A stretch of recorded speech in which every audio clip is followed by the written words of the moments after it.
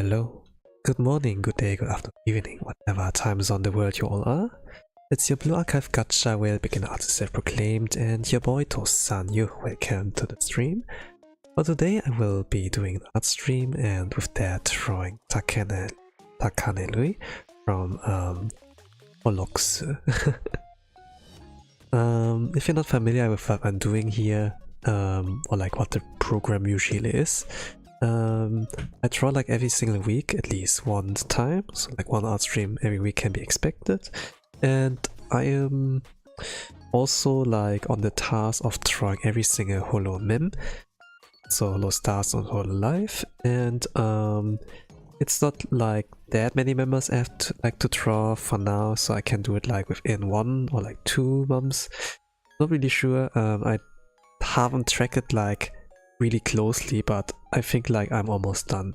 So you can like expect in this time frame of like the next 1 to 2 months, you know, me drawing holo memes. You have on the left side some samples regarding you know, some of the results and like what you can expect of like the art style in general. It's like nothing too humongous special, you know. Usually I try them like that. Sometimes there are exceptions, you know, but that is like what usually what you can get ready for. And I will be yapping in this time. It can take about 1 hour, 2 hours. Like 1 hour I'm really fast, but usually the average is like 2 hours. This is like that.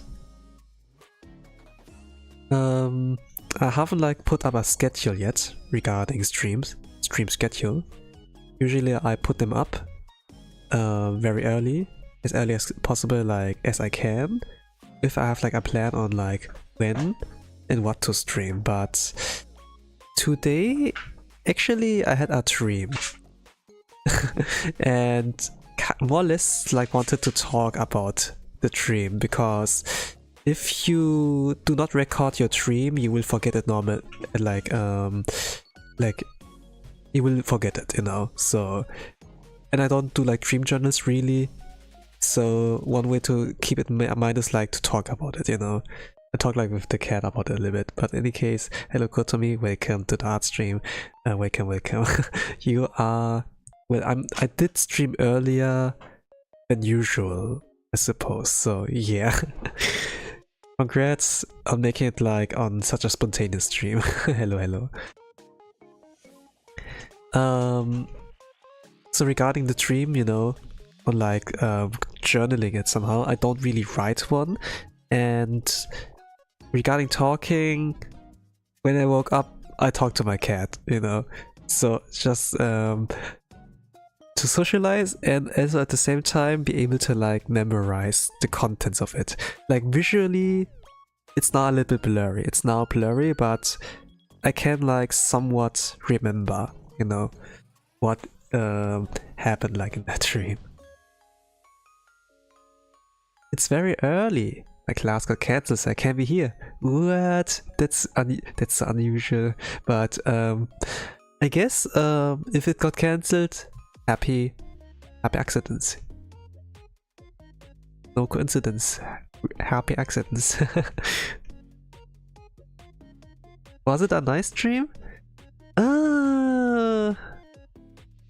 I wouldn't like say it's like it is not a nightmare, but it's also not a heavenly dream, or how you say it. I don't know, not sure how, like what the term is, like what is like the opposite of like nightmare. It's like not like the best dream ever, but also not a nightmare. But when I woke up, I had emotions where I felt like pretty conflicted, you know, because it was like in the moment. And then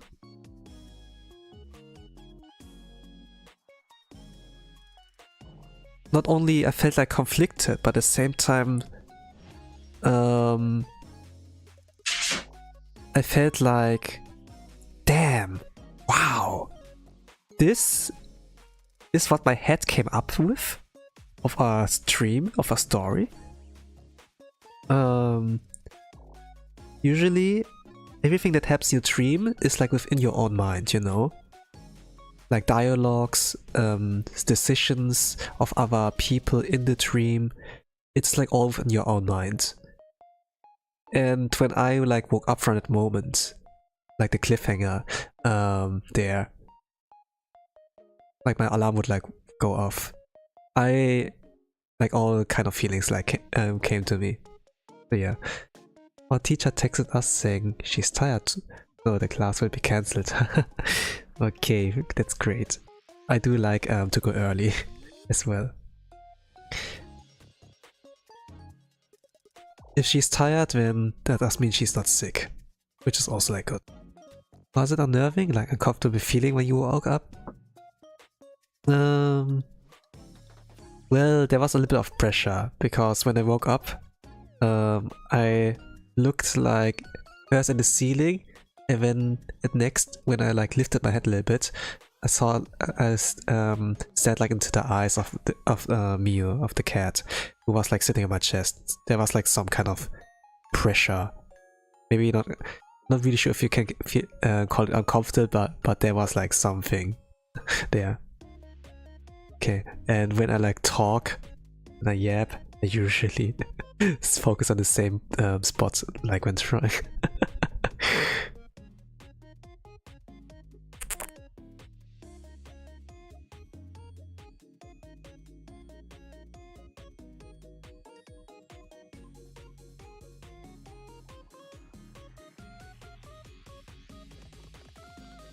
What's surprising for me is I did like started sleeping around 9 PM ish or so. Usually you start streaming when you like enter REM phase, like deep sleep or so, and it takes like a while. I'm not sure like what the kind of standard is, maybe like 5 to 6 hours or so. But I did like woke up somewhere like 11 PM, so like 2 hours, like less than 2 hours it took for me to wake up. No dreams, but I don't know, maybe the cat woke me up, I'm not really sure, but I just knew that I was like awake all of a sudden, so it like disrupted, and then went to the bathroom. After the bathroom break, I went back to sleeping, and then from there on, and I would like wake up later at like 3:45 AM. I had like morning shifts, so I had like to wake up early, but this is like a time frame of like less than 5 hours, you know, like between 4 to 5 hours, and usually I started like dreaming within this time frame, you know. Maybe the disruption was like not too big, so that I could like still continue with my sleep cycle, but it was like kind of unusual for me. Like not only the fact that that dream was unusual, but for me it was also unusual like the contents of the dreams.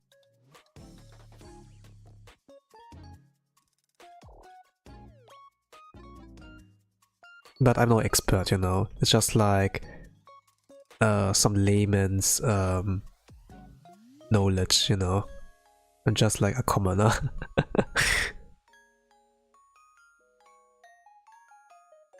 Going back to sleep after a weird dream feels like another dimension. Lol, lol, lol. Yeah. It sure does. Because dreams sometimes do not make sense. They can be really illogical.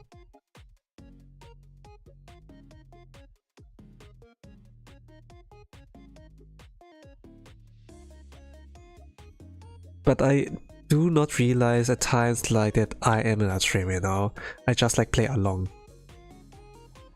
What I did like was playing along, you know, the scenario that has been set up, instead of like breaking the dream and like taking control over it like a lucid dream. Usually I do not break out of it, you know, for some reason. Even like when you know you're in control, it could be like a lot more fun. But my brain doesn't register that also, or like the me in the dream does not register that I could like do it.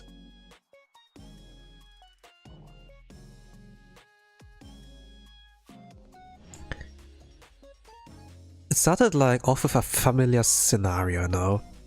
It was like me as a teenager.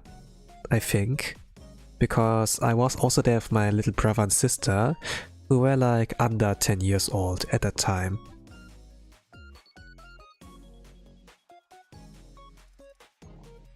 And at that point, there were no parents in the house, so we could play a game. And for some reason we are like not really at our home, but in like a dark corridor, like some kind of horror genre. You know, like some puzzle games, you know, but it's like in a spooky environment. We were kind of like in this kind of phase.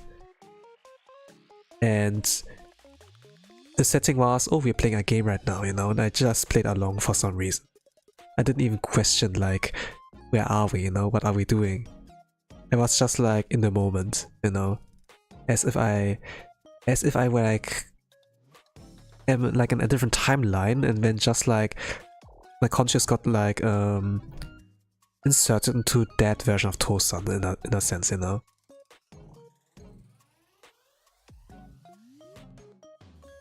And I was basically like watching them play in a sense, like that those two tag team to like solve the puzzle. Like one had a key, the other one was the only one to be able to open doors or something like that. Like instead of like single player, it's like a two player, you know, that like some responsibilities are like split in a sense.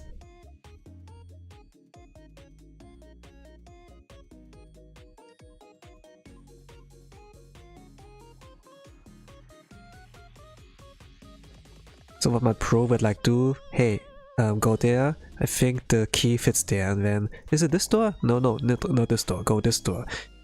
Okay, this door then.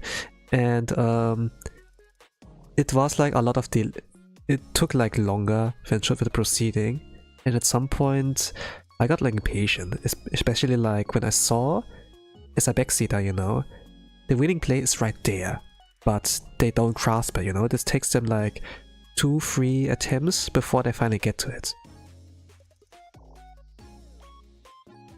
So at some point I took control there and be like, man, I can't stand watching you two like overlooking the most obvious answer. Hey, let me do it, you know?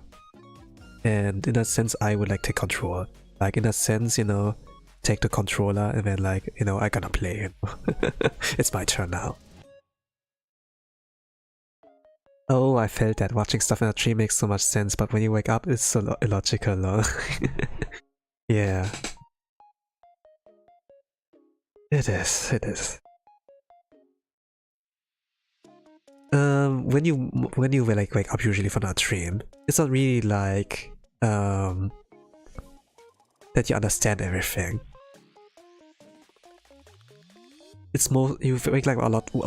We wake up with questions rather than like, you know, the bliss of like that you answer, that a lot of things got like answered. That you were like actually right with something or so. It's just really questions and like confusion. And it kinda was like, man, I wanted to sleep more.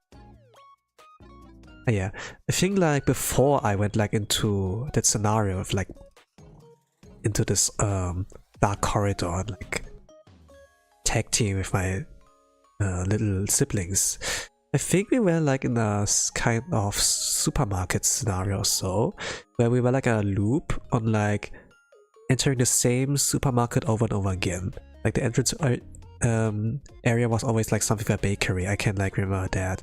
It was like not a supermarket, it was like a small store that with like bakery stuff, cereals, veggies, like something like that. And I was like in a loop there more or less. I think like I went like over that 3-5 times, not really sure, but at some point I broke out there, and then I was all of a sudden like in a scenario with my little siblings or so. Maybe we were like separated, not really sure, but I know, oh, like from there on, after I broke out of that loop, you know, not really sure what I did to like break out of it. I can't remember clearly. It was like maybe the first scenario in my dream. Then after that I was like with my siblings there.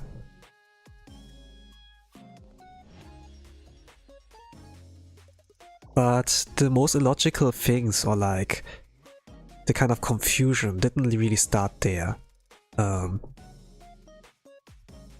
Where I was like, man, this was my head, like some kind of fascination, you know? Not only confusion, but like fascination. Because, like whatever happens in the dream was like in your mind, you know? Or like people's dialogues and so. And there was like something really smart on like how things were like constructed. And I was like in disbelief, you know, that it came like out of me. Not like saying that I'm like dumb or whatever, but usually I think like my ideas are simple, like my drawing style. I like decide to like choose here. But when I do apply critical thinking, then maybe it doesn't seem so simple anymore, or like complicated. I once dreamt about my normal classes and I woke up late for the actual class. Oh, what is the normal class? It's the actual class. Like actual class is like in the present, right? But the normal class, what was that one? Like something like elementary school, high school. And the actual class is like university. What is that exactly?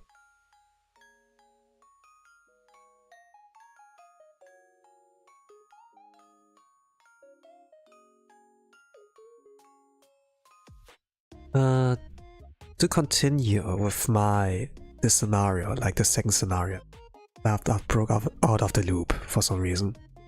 Not really sure. I know like just my consciousness got like inserted like into a Tosan, like who got to play like with the siblings. I would like take the controls. So I was like, hey brother, give me the key. Sister, I'm gonna take the lead, and then I would like open a door in the corridor. So it was like, I don't know, let me draw that. We were like here in a corridor, so, and there were like multiple like ways. Here's like a door, here's a door or so, and I like was like standing here. Here are my siblings, and was like, okay, give me the key, give me the control. I like open the door here, and then because I know it's probably this door, and then it actually like would lead like to the next kind of level or scenario in a sense. And what we entered was like a classroom. It looked like pretty clean, and there was like a blackboard. There were like many single desks and chairs like in Japanese. Actually, I mean, not really Japanese, but there's all like long desks, like where you can like fit 2 students, you know, instead of like a single one, something like that. It's kind of like the room was like built like that, and we entered like here. Here was a blackboard. Here was a skeleton of some sort. It was a globe, like in the left corner. The right corner was a skeleton. Here on the left side there were like all windows. Here were also all windows. What was like weird because we entered like from a corridor, you know, and we went like here and there, but here were like windows. Here's like all of a sky, and then what the hell, you know. And when we looked out, like we couldn't like even see this wall here. And then like all over it were like those like in those kind of manner, like orderly, like the desks and then like chairs, you know, something like that. Like a lab desk? Yeah, something like that, but lab desk in my school, like I remember like lab desk in my school looked like interesting, like are like interestingly built, like they were like connected to like some electric, like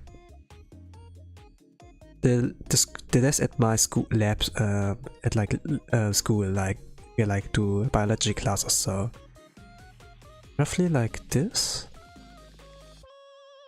and then it would be connected to something where you had like, I don't know. It's not like something that looks like for water, like where like water will like come out, but it's like gas or so. and yeah, and the surface of the desk was like not wood or plastic, but it was like cement-ish or so, like brick material, you know? Yeah, something like that. Because sometimes we would like do experiments in my school, but in the dream it was like you know, the dream it was like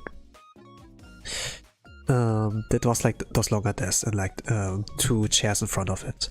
We entered like this kind of classroom, you know? Like I described, like a blackboard, globe, skeleton,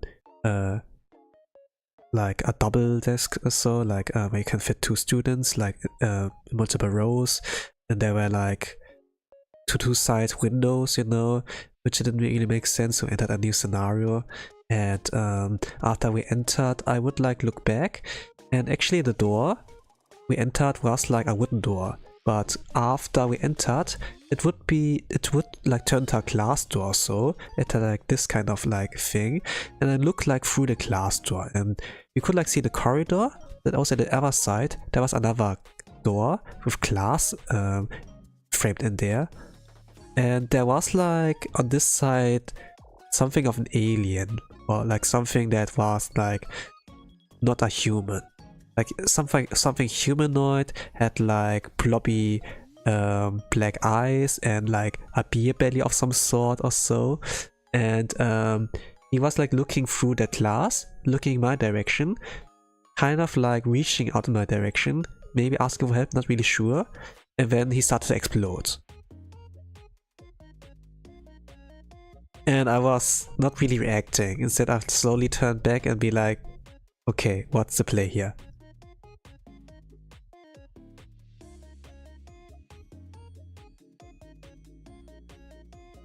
I'm not questioning yet why those things happen, you know? Maybe like after I like complete like explaining what I dreamt. It was me, how did you know how I look like? Yeah. Who knows? Like this kind of alien being had like gray skin or so. And for some reason I didn't really question why I exploded. Maybe like, okay, the game is trying to make us scared or so, you know? But I was like really sure, did we play on a console, was it VR, or are we actually in this scenario like via dev game? I was not really sure like what the stakes were, you know? That's like why I didn't really react at that heavily, because for some reason I felt very calm, you know? They exploded like from the inside or so, and then there would be like a lot of like goo, green goo or so, like sticking on the screen there, and after that I was like turning around, you know? Not really addressing it, just like keeping the focus on like what the scenario is or so.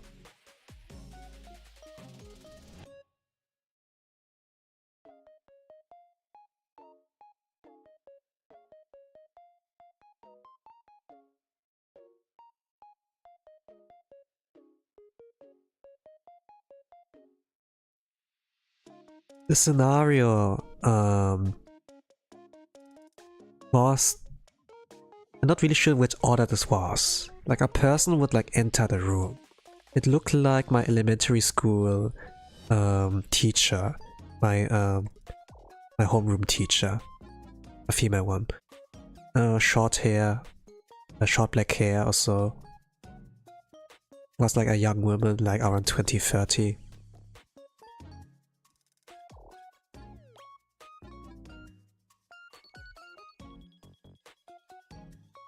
Like I didn't know what happened first, like her entering or like me seeing, having like some information my brain downloaded or so.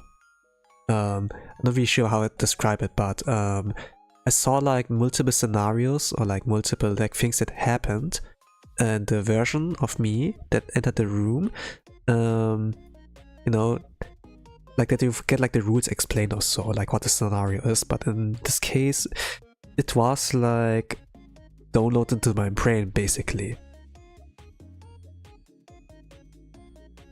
And there is like an issue or problem to solve, like as well. But regarding the blackboard, actually some things were written in there. And I think the first thing I like did when I entered the room, like before like the person I entered the room my homeroom class teacher of elementary school. I looked like at the blackboard and like looking at the information that was like in there, what's like written in there. But for the most part, you know, it was like a lot of like childish stuff. Like if someone would like write like really like stuff, you'd be like, kid, I didn't know you have that foul language, you know? Where did you learn that? Like this kind of like stuff, you know? Like when I would like draw dicks or like some woobas, you know, on the blackboard, you know, like children's drawing, you know, something like that, with like some kind of nasty words, you know. But among those kind of like scribblings, there were actually like some kind of logical like writings, like as if a teacher has like written or did like write there before, you know. I remember that because when after I like look at the blackboard and then gaze through the room, the classroom teacher would like enter and then like take like a sponge, wet it, and then like clean the blackboard. Oh, that's interesting. Love that, yeah.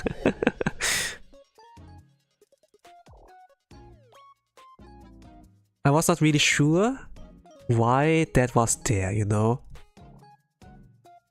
But after she entered and like cleaned it, I think then in the moment information in my brain would get downloaded, and there's basically like 2 persons I do from this moment like know about. I'm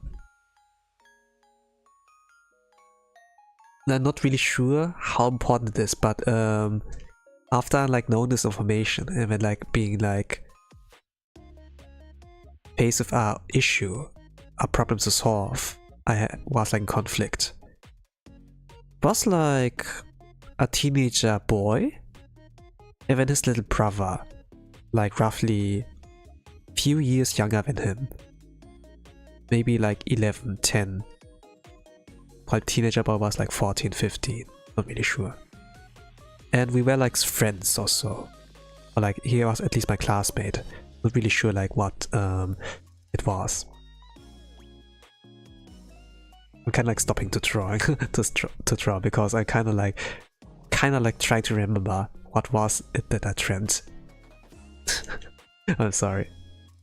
This is like more yapping than like drawing stream, but I can like talk about Takane Lui later. But the information got my brain downloaded that I like know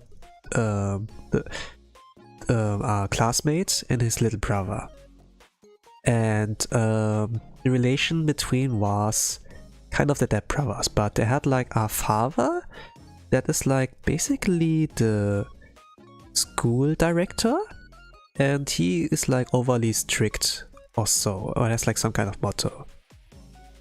Not really sure like what it was.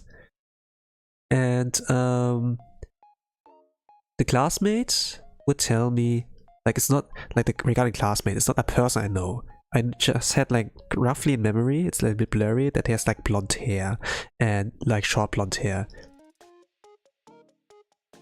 What do you mean Oji-san was always not Oji-san? Have you betrayed? I mean, I think like in the dream I was like a teenager, so because I saw like my siblings as kids, you know, they're not grown up, you know. So I suppose I was not Oji-san at this point. Yeah, it's fun. Yeah, it is fun. I'm happy that you do enjoy like my yapping. I have like nothing else to like bypass like the silence, you know. But yeah, regarding like the classmates, it was not a person I know. But I did remember that he had like blonde hair, maybe blue eyes, you know. So European probably. Maybe a German, you know, because I speak German. You know, I think I don't remember if I spoke German or English like in my dream at the same. If my homeroom teacher entered, then maybe German. Not really sure.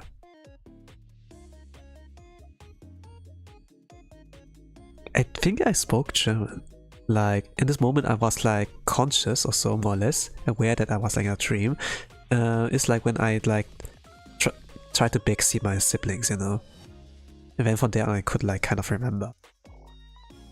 But or was aware that what was going on. Maybe you speak Spanish but you don't remember. I can't speak really Spanish. I don't know one-liners like gracias, vamos, you know. Vámonos. And yeah, not really much. Like some one-liners that I heard like in Breaking Bad or like Better Call Saul, you know.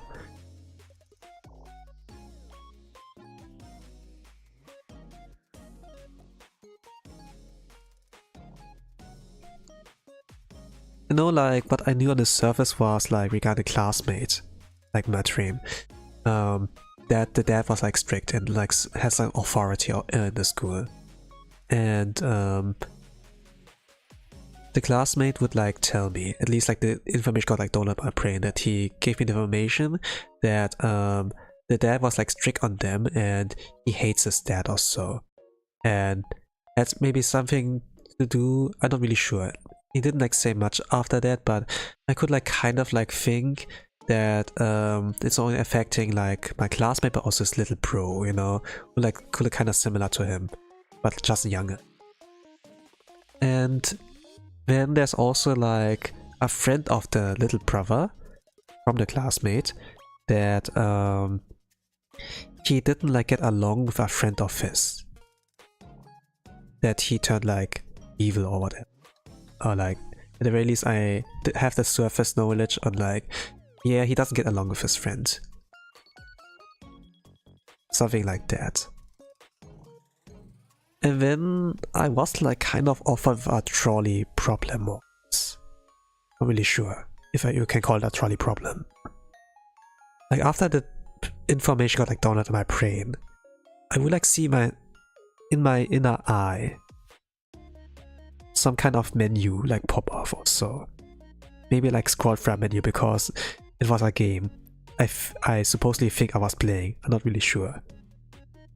And it was like something, you know, we were like still in the classroom, but we were like in a school, actually, like looking at the map. Not really sure like how, like the school was like kind of whitish, and then it had like a roof or something like that, and I kind of trying to draw over it. And then on the roof,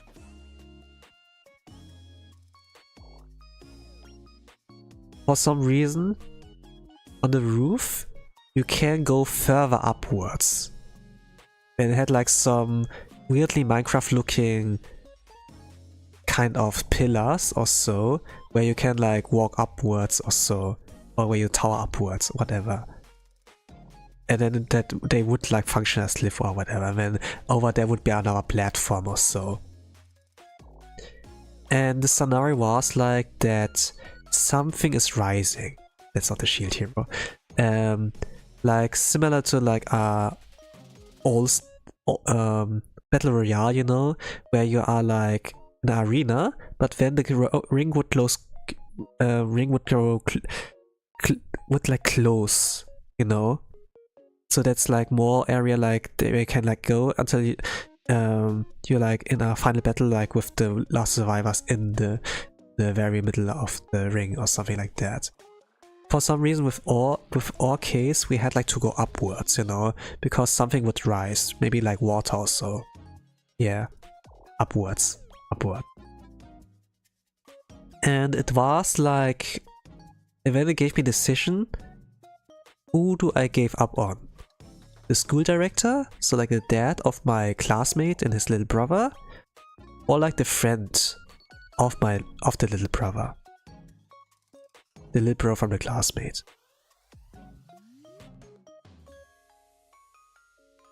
And in my head I was kind of like thinking, I didn't like really process the issue yet, you know, what was asked of me. I kind of could like see, hey, I could arrange things so that I can have like the little classmate, the director, the little pro, and his friend all together in the same place. but I have to sacrifice like some building materials or so to be able to go upwards, something like that, building materials, to be able to like bring them together, because there were like multiple puzzle pieces or so, and like with them on this puzzle piece or so, to be able to like build upwards, so that you're like safe from whatever's like rising upwards, like water maybe. I could like have them all together, but then we would like they would all like not make it. Maybe us as well, I'm not sure. There was like some stakes because my siblings were also there. And if I want to come as far as possible with like as minimal losses, I would have to sacrifice either the director or the friend from the little pro from my classmate. And I was not really sure what to do there, you know, like after I realized that I had to sacrifice one. At this point, I froze. And it was still like point of view from my side. I kind of like blended out like my siblings, you know. I was like kind of thinking it's all me, because I was like, I can't see that anymore, little bro, little sis, you know, I'm gonna backseat you, let me take control, and I didn't really consider that, but I froze like in a moment, and then after that, I just woke up, and then like I was froze, I had felt pressure, I felt like some uncomfortableness, I woke up, and then Cat was my chest and looking at me right in the eyes, you know, after I lifted my head a little bit. And then I was kind of like really confused, but also like fascinated, you know, because usually my dreams are like, don't feel that smart or so, or like have like some depth, but for some reason that felt like deep to me, you know, being like from some kind of, you know, trolley problem, you have to sacrifice one of them or something like that, you know.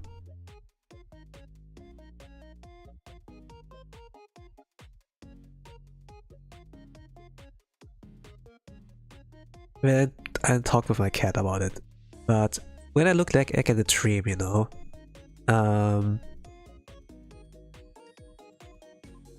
it's kind of like, who's the better option, you know? Who's the one who you can give up on? The school director, the dad, or like the bro? The thing is, like, I remember like the classmate talking like really ill of his dad or so, very strict, and so was really hard on them. It would be better if he would be gone, something like that. But I only had his words, you know. I don't really actually know like what it was with the school director. And after I like kind of woke up, I do remember I had like a 1 hour time limit or so to like decide like how to build the blocks upwards or something like that.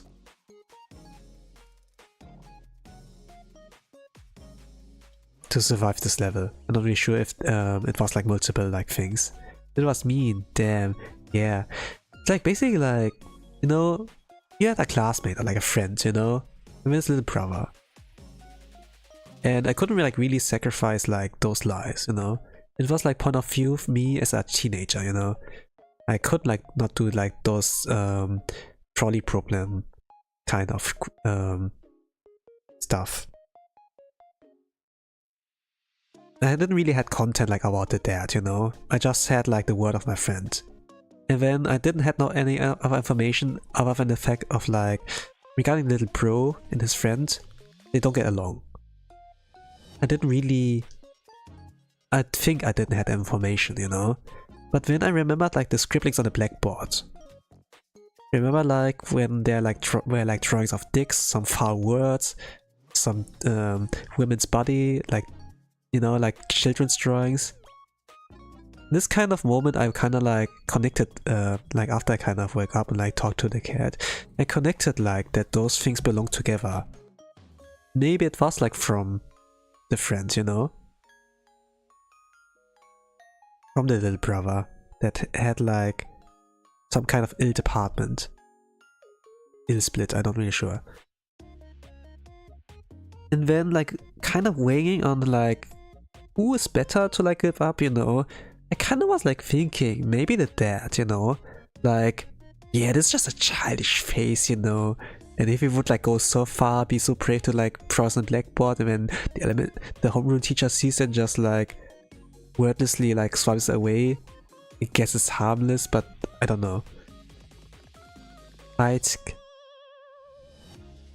KYS on the tricky problem. You wouldn't catch me making such a hard decision.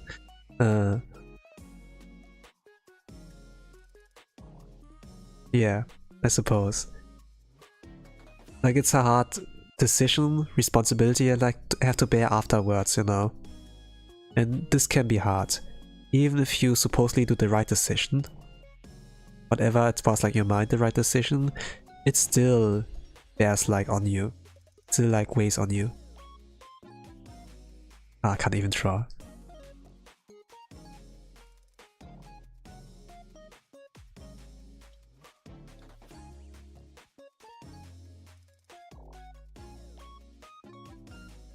Does she wear gloves? Yeah, she wears gloves. To throw that. But also, you know, I was like remembering the scenario when I went in the classroom, turned back, and looked like through the glass frame of the door, and saw like on the other side another glass door with a glass frame where an alien would like look back at me, and he exploded. I wonder if he was like the same level, more or less, and he failed, and then bam.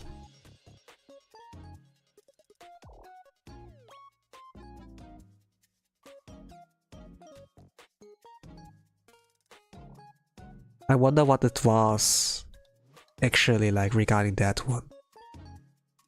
Did he fail?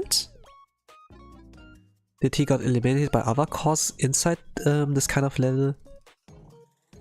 I wasn't really sure about that. It could also be a player profile, you know, like select your character, but at the same time, when I like began to be conscious in this kind of scenario of the dream, I saw my little siblings, you know. It was kind of like real life graphics, you know, like not something like anime.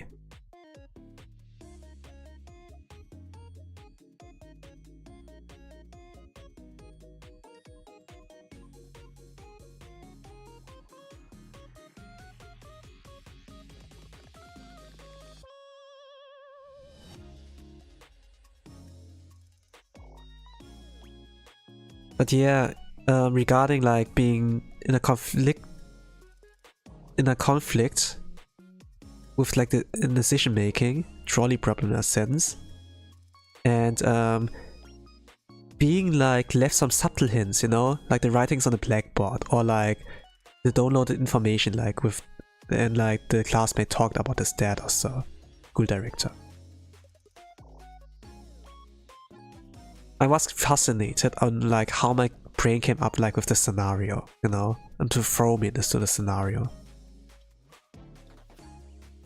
He had superpower or something? Why are they exploding? I'm not really sure, you know. They explode on their own, like they're trying to reach out to me or so, and then bam, and then a lot of goo. And I, for some reason, was unfazed. But when I got like dish out the problem, you know, then there was a lot of pressure all of a sudden. You know, pressure? You know what pressure can do? From the inside, for example? I'm not really sure. Maybe this might have happened like to that alien. I'm not really sure. And maybe this would have happened to me too. Maybe the trick was like to stay calm, but I can't really say. At the moment, I just woke up, you know. US Psyche, lol. Psyche Kuso. Oh gosh. The disastrous life of Psyche Kuso. Yeah. Remember, like I watched like 20 episodes of the anime or so. I think like on Netflix. Yeah, I did watch on Netflix maybe. What was it, Crunchyroll? I don't really remember. Probably Crunchyroll. Yeah. when I had the subscription, like 2-3 years ago, not really sure anymore. But I really felt like fascinated, you know.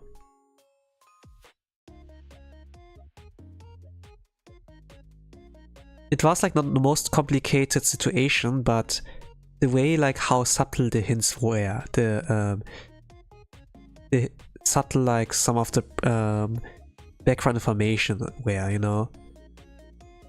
And then like making a decision, you know, it's like not in depth where you are like in the courtroom and you have all the evidence or so provided to you, and then like have like a defender and then a lawyer telling you the facts, you know, like some arguments, and then you like okay, how heavy should the punishment be, or like should I do a punishment in the first place, you know. You had like no full context, but it was like subtle, and then you kind of had like to go on a hunch, you know. And yeah, but to be honest, I had like 1 hour of time. I could have like actually like left the classroom. Not really sure if I was able to, but I wanted to talk to the school director, you know, or like talk to a friend, get like a clearer picture before like doing my decision on like placing the blocks. I really saw this menu, you know, that I saw like kind of bad perspective, you know, the drawing I like did here, in a sense, you know. I saw like this kind of menu with the building and then building blocks, you know, and then I had like some faces like on there, and yeah, it was like weird, you know. You know, it reminded me a bit of Hunter Fest on Hunter x Hunter. At least what I think, like HXX. HXH. I just saw this in my mind, and it was like kind of like, okay, yeah. And the thing about it, I never played like any games where I had like such responsibility. Maybe I watched like some anime, but I'm not really sure like what inspired me to have this stream, you know? Like usually when I like watching Jackie Chan movies, I can fight or so, and then there's like the kind of theory, oh, the world will like end in 2012 was the theory, then I would like end about some kind of apocalyptic scenario. I would be there with the love of my life, I can like fight like Jackie Chan or so, and then like try to survive everyone. And of course this were all like things I was like connected with, like, you know, all things I'm interested with. But in this recent stream, nothing really was there that I was like really passionate with. It's just like what I felt like a random scenario, and then all of a sudden it pressured me like with like some trolley problem I felt like at the end like really conflicted by. But when I look back at it, I was like also fascinated, because yeah, realistically you don't have the full context like a judge, you know. You only know the fragments of everything. And if you're like forced to do a decision now, you probably will make the wrong decision. Or like something you will regret in the end, you know. You need a clearer picture to be able to be at peace with your decision if you like end up doing one. Yes, I would die in the apocalypse. Yeah, maybe. I too would probably will die. The tree was so normal. Maybe it is normal.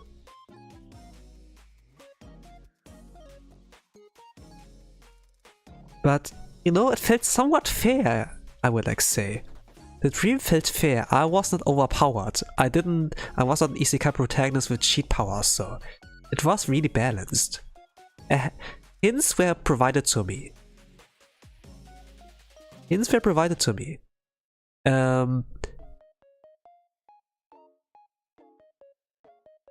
It was all about me noticing it and like piecing the puzzle pieces together, you know. In my dream itself, I didn't like notice I didn't really make the connection with the drawings on the blackboard and like the writings with the friend from the little brother.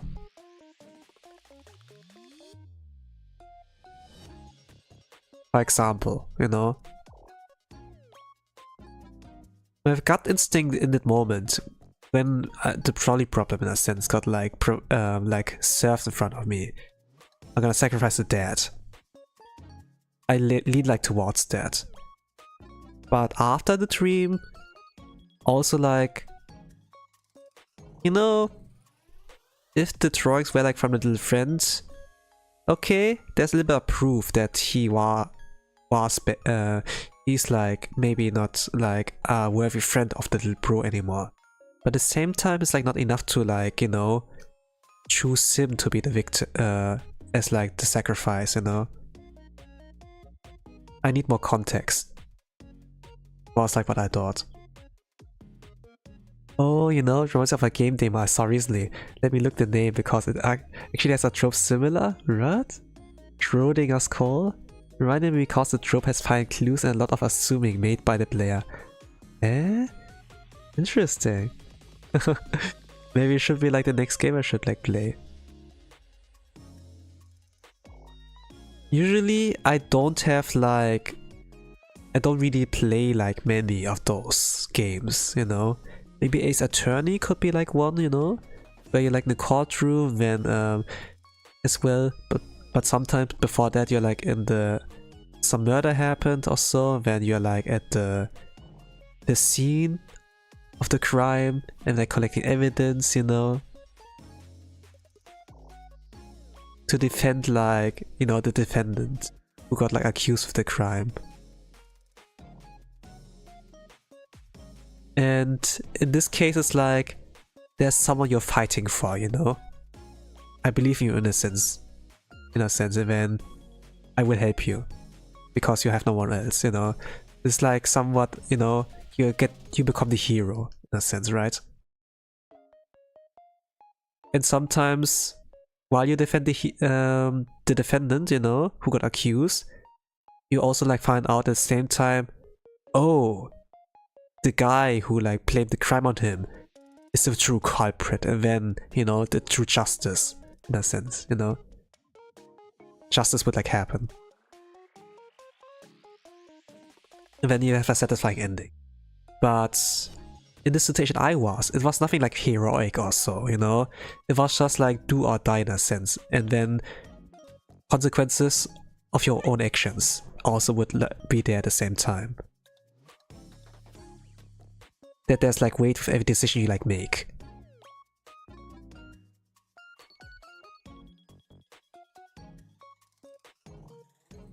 Of course, the idealistic way of like, I can save everyone, I'm the hero, would be like kind of a more fitting kind of theme, but the dream felt weird, but also it was real.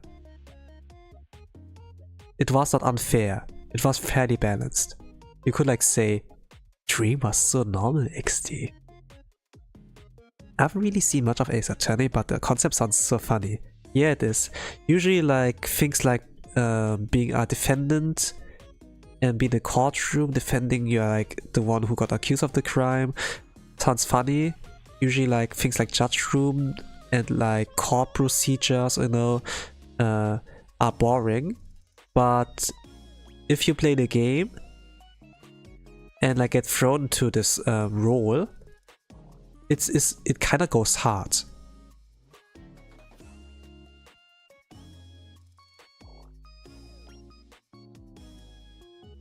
It is weird if you explain to you, but it goes really hard when you like have the eureka moment and then you feel like the smartest person in the room all of a sudden, you know? Because you see something the others could not see.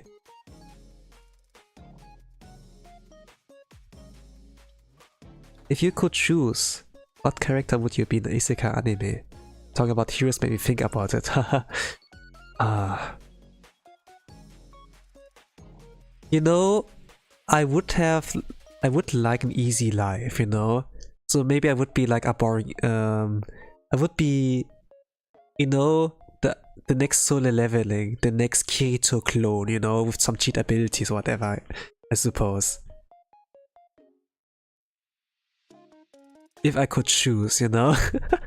And then we have like, oh man, isekai anime are so trash. Why is another isekai slop, you know? Something like that. And then you get all the girls, you know?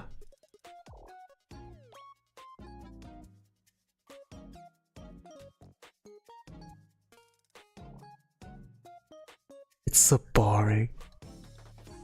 Even like campfire in other worlds is also like a possibility, you know, or being a vending machine. Anime exists like that. I could be a swan, I could be a spider. A slime even, and then get overpowered while like eating other things. Haha, you'd be a menace, I see. Yeah. If I could choose though, you know. But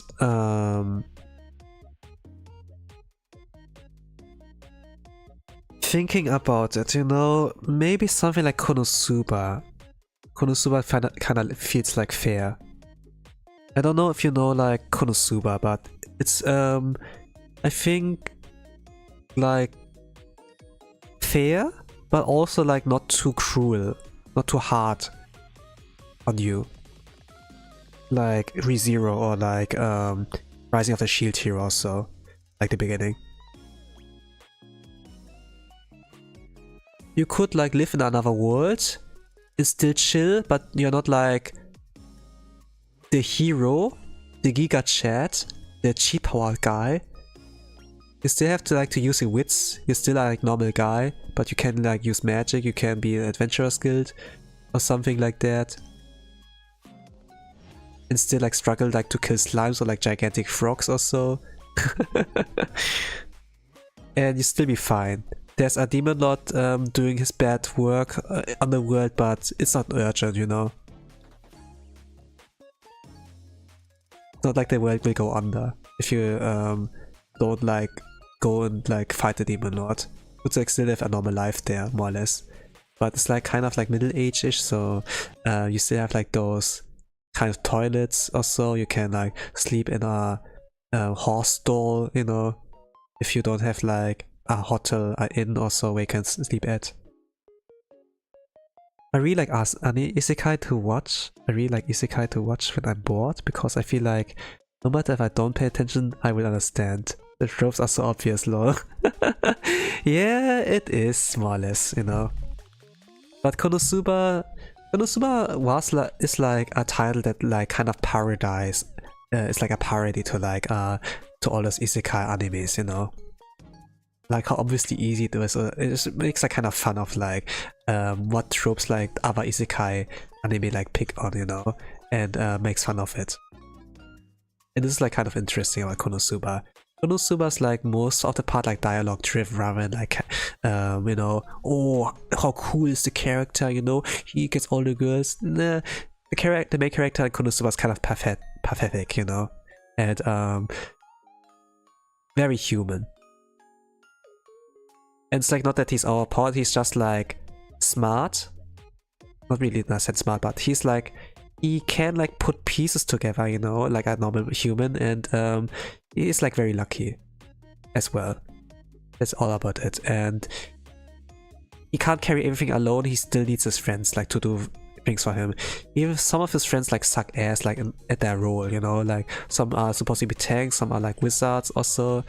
One goddess he like kidnapped with him, you know, because she like roasted him and he got like angry when, okay, you're gonna come with me to the isekai world. What? No! And then yeah, now she stuck with him in a sense. And even that goddess that reincarnated him, that made fun of him, is somewhat useless at her own role as well, you know. And it's a pretty enjoyable watch. It's like not the best in animations because Studio Dean, but if you like pay more attention to dialogue and like the kind of concept, it is like balanced actually. And living in such a world would be fun, I suppose. Hahaha, that sounds in a good way. Yeah, it is. It's like a fairly old anime. Maybe 5, 6, 7 years, maybe a decade, not really sure, but it came like around the era where like ReZero would like also like appear, so yeah. And this was like, yeah, this is a good tier of anime.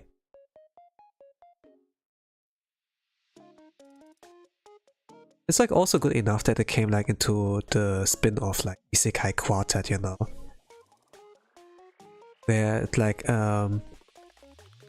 showcases characters like from various isekai titles, like ReZero or Overlord, Tanya the Devil, you know.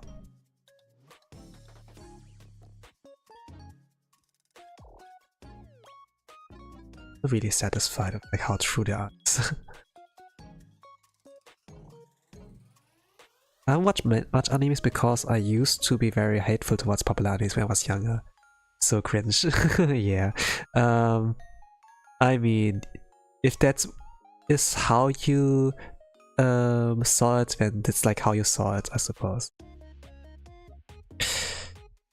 Sometimes I had like also the same opinion, you know, be like, man, a lot of people like watch it and talk about this anime. What's so special about that? Man, I'm different. I'm solo player. I watch the gems, not like what everyone else watches, you know. I'm gonna handpick like my watches. Sometimes it feels like really cool to be the first one to like find the gem and then sharing it to everyone and getting all the credit. And then say, let's go Tosa, thank you, I found the best anime ever. And yeah, this would like feel a lot better than like, you know, seeing them and be like, man, this is the best anime ever. And then everyone talks like, this is the best anime ever. And then kind of like, you know, you look at the cover, you look like at the title, the description, be like, this sounds really generic though. And then yeah, then you watch it and then, holy crap, now I see why it did so good. In a sense, you know, if you get like, if you do give it a chance, then yeah, I suppose. I know, they don't really know anime like I do. I'm a true fan like them. So dumb. I miss so much because of it. Yeah.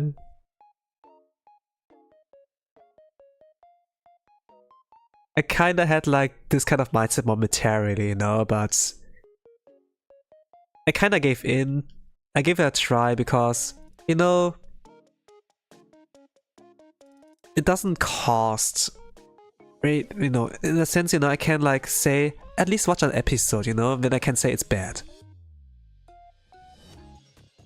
If I just say it's bad and have nothing to back it off, you know, I would like sound not really convincing, you know? So I had to give it a try and then be like, huh, it's not good.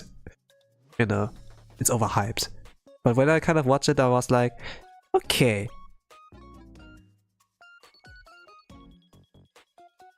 Okay, I give you a point there, you know? It was like in the case with ReZero, I think, like, I mean, I was surprised, man. Episode goes like longer than I expected, and then oh, we're not at 24 minutes. It's like a 48-minute episode, like almost 1 hour, like pilot, and then what? And then when it like went on, and when it got to the climax, the cliffhanger, it was like, holy crap! Actually, it's good, you know. And then I got converted, you know, to like give like animes a try. But while I was still young, you know, an overhyped anime would like come up, I would also have like those kind of let's say like careful approach, and not like jump immediately in and be like, there's the best anime ever. I would just like also like you know, take it like slow, give it like a try before I could like make my judgment, you know. If I make a judgment and it turns out to be like the wrong one, you know, that there are consequences actually, like I did what I, you know, high risk, high reward. I would rather have like a no risk, high reward, you know. So I went like with watching first. I've had people recommend me some real stuff they think I like because I'm good. I appreciate nice stories too, you know. Ah, okay, that's why you got like so careful there. I wish people would take that time to try real stories instead of some generic ones. Sometimes the money making scheme is like there, you know, the winning play of like making money. Japan had like, for example, like opportunities on, you know, like some game developers. Either they could like make the best multiplayer game, you know, with like competitiveness in there, like fighting games, you know, or they create like a gacha game, put like cute girls in there, and then you can't really fault them if like go like the easy route of like, let's make a gacha game, let's put in cute girls, this makes money, you know, like FGO, Princess Connect, Uma Musume, Blue Archive for example, you know. And actually, it does really well. It's a live service game, there's microtransactions, you know. Sometimes you want like to pay a little bit to like get the character you want, you know. The Oshi, the waifu, whatever, you know.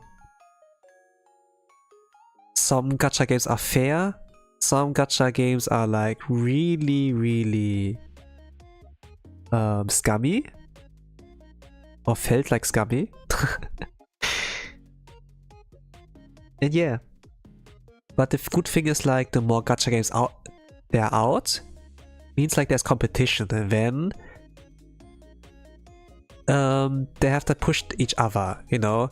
Like when one game is like way too ridiculous with its gacha rate, and the other one is generous, then a lot of people like go to the generous one, you know. When there's competition, it's like kinda good. And maybe, you know, when you see that a lot of like isekai anime, some are slop, some are good, you know, then you also see there's competition, you know, and then yeah. A lot of people like went for the winning play of isekai, then make like some slop, you know, but at some point like better isekai came. Sometimes the isekai slop that would like appear after one isekai slop is slightly better than that isekai slop, you know, and then yeah, it's kind of like that. I want to play FGO just because of the girls, haha. Yeah. Actually FGO, or like the Fate series in general, has really good writing. Because like the writer Nasu is like, for some reason does like really well, like regarding like alternative timelines, like regarding time traveling, timelines and stuff. He's like a amazingly good writer. And the writer from Blue Archive, like Isako-san, who like did most of the really bigger stories of like Blue Archive, got like inspired by him, you know. That you have like something with multiple timelines or so, and still like making like a good story that you can like process.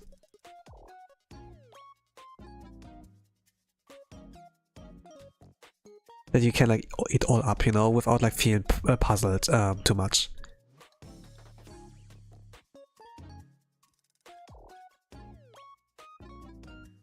But the thing is like, the Fate series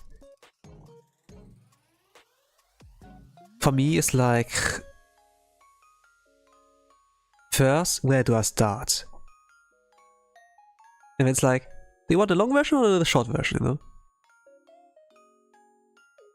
And even after I got like informed, you know, I'd still be like, I would be like, man, that's so much effort, you know, to like get into it in the first place.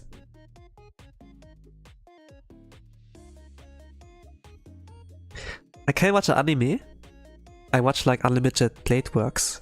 Some people call it like the unlimited budget works. I watch like Fate Zero. I think I've watched the normal Fate Stay Night, which was from Studio Dean. But then that was like pretty much it. Like I watched like the UFO table version of like Fate Stay Night Unlimited Blood Works, so like from their Fate Stay version, and like the Studio Dean version, you know. That was about it. Oh, so you recommend it? Yeah, give it a watch. You can like watch Unlimited Blade Works, like one season when you watch Fate Zero, and then watch the last season of like Unlimited Blade Works. This can be enough. It is really Sakuga, actually. Like the action scenes are really great, and it has like interesting characters there. And if you go Fate Zero, after watching the first season of Blade Works, Unlimited Blade Works, you get like some of the best characters and scenarios there. For example, like what I mentioned is like trolley problem in my head, you know, in my dream. And like the subtle hints there, for example. Like how it can break a character. Or like constantly doing like the trolley problem, for example. It has in Fate Zero like the most interesting character. What was he called? Eitsugu? I think, yeah. I'll watch it. After meeting Kayoko, thanks to you, I'll trust you with my life and fully trust your recommendations. Okay, I feel honored, but at the same time, you know, don't take my word. And I actually don't take it too seriously, you know, don't trust everything I say. But if you take my word for it, you know, you can only take my word when I say something, you know, yeah. I mean, you can also watch reviews and everything, but if you only take my word, I don't know. But I did enjoy like Unlimited Blade Works and Fate Zero, so can go give it a watch. By the way, like regarding the Fate series, another anime is like currently airing, which is like Fate Strange Fake also. And currently I'm watching that, but for now I can't like say much, you know. I mean, I judge it nonetheless, but I try it. Okay, if you at least try it, you know, then cool.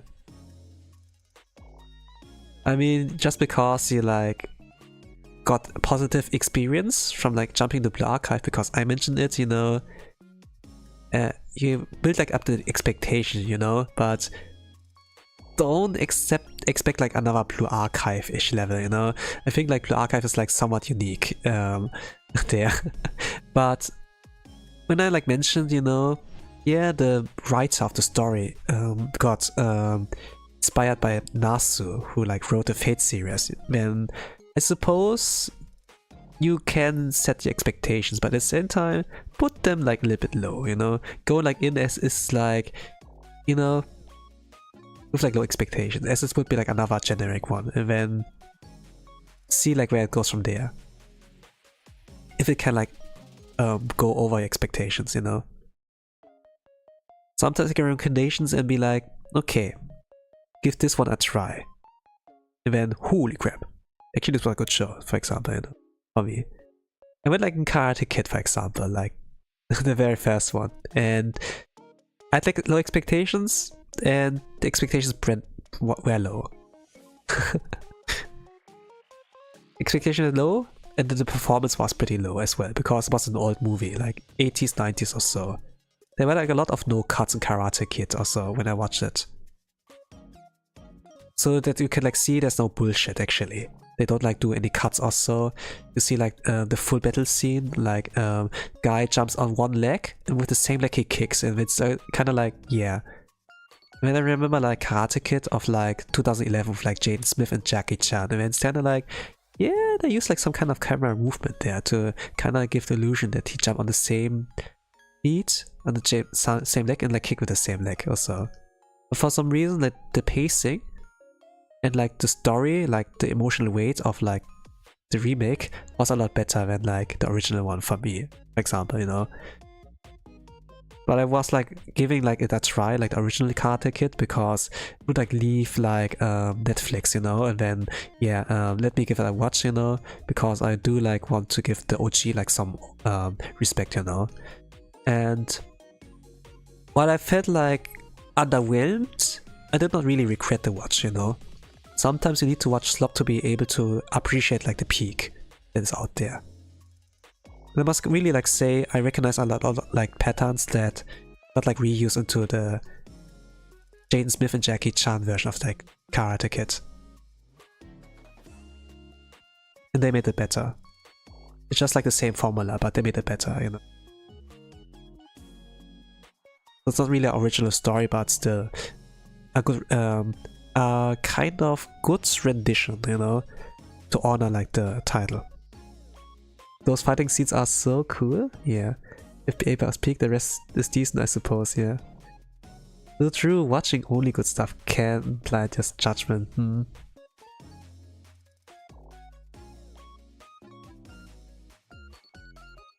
Of course, I would prefer to like only like spend time with like the good stuff, you know, but sometimes you get curious on like where the humble beginnings were. And then yeah. Sometimes you're like open-minded enough to like give if I try, even like if the reward does not turn out to be like that big.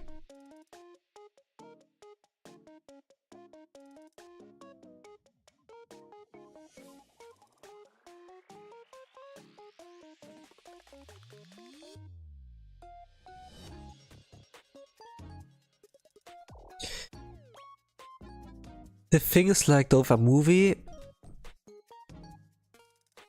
I do commit with a movie to like watch it till the end. But if it's an anime with like episodes, sometimes I would like quit like after 1 or 3 episodes, you know? Maybe I should change it up, I don't know. To like be fully fair with that. Because the argument is also there, you don't need to eat a full meal to be able to say it tastes like shit, you know?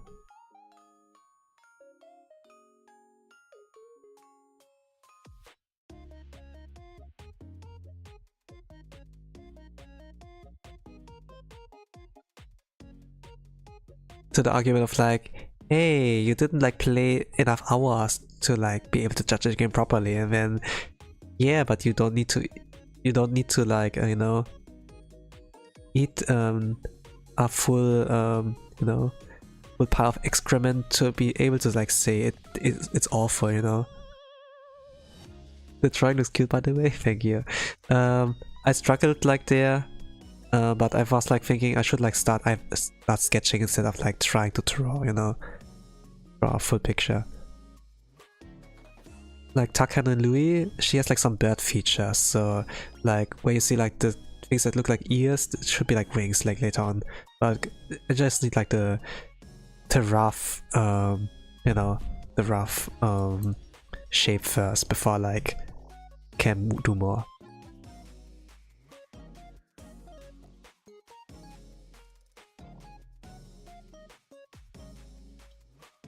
Watching / playing everything until the end to hate it properly is the reasonable thing to do.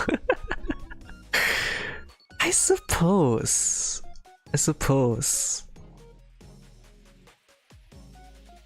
Educating yourself so that you can roast the game better. So that you can, for example, you know, if you're, for example, a racist, you know, that you can actually like properly dunk on them also.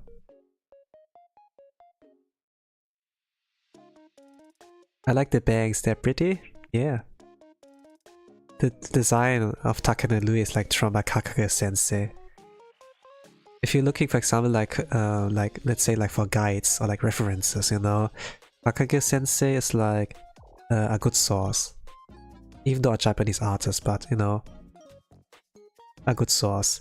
At least he has been recommended by like Ina, whose opinion as an artist, you know, I do respect, you know. She was like the one who gave me inspiration to like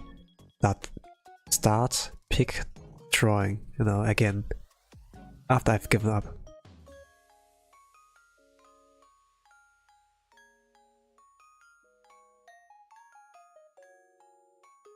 I was like thinking like I should be a consumer, you know, because at the same around the year like where I kind of quit drawing, I was like watching ReZero, you know, and then you know, maybe I should be a consumer, you know, just like watching anime, reading manga instead of like trying to make a manga. Eventually can be anime, you know? Yeah. But about my current like, you know, my old kind of aspirations, do I still want to try to do a manga? I'm not sure. But probably I can like do it like a web manga-ish, you know, approach, like the author of One Punch Man like did, you know, like with pretty ass drawings, but like he uploaded on his website, you know, and he can't like draw for shit, but the stories are like great, you know. And at least at this time he could like really draw really well, but he did like a manga on his own, you know, like with Mob Psycho 100, similar like how, for example, like, you know, like Kaguya-sama? the artist was not really that good, but the stories were good, you know. And during like Kaguya-sama, the story became better and better. You know, like if compare the first chapter with the final one, for example, like the evolution is like great. But still, you know, he was like, I want to tell stories, not to draw mangas, you know. It's like really hard to draw. And then he was like, okay, I'm gonna choose the artist who's gonna team up with me, and I do the storyboard. You know, I do the story, they do the drawings, and then kind of split the work. And you know, maybe I do want to set stories and stuff like drawing, but at the same time, maybe I should like first start off with like proving that I can draw manga, and then I can like do it. You know?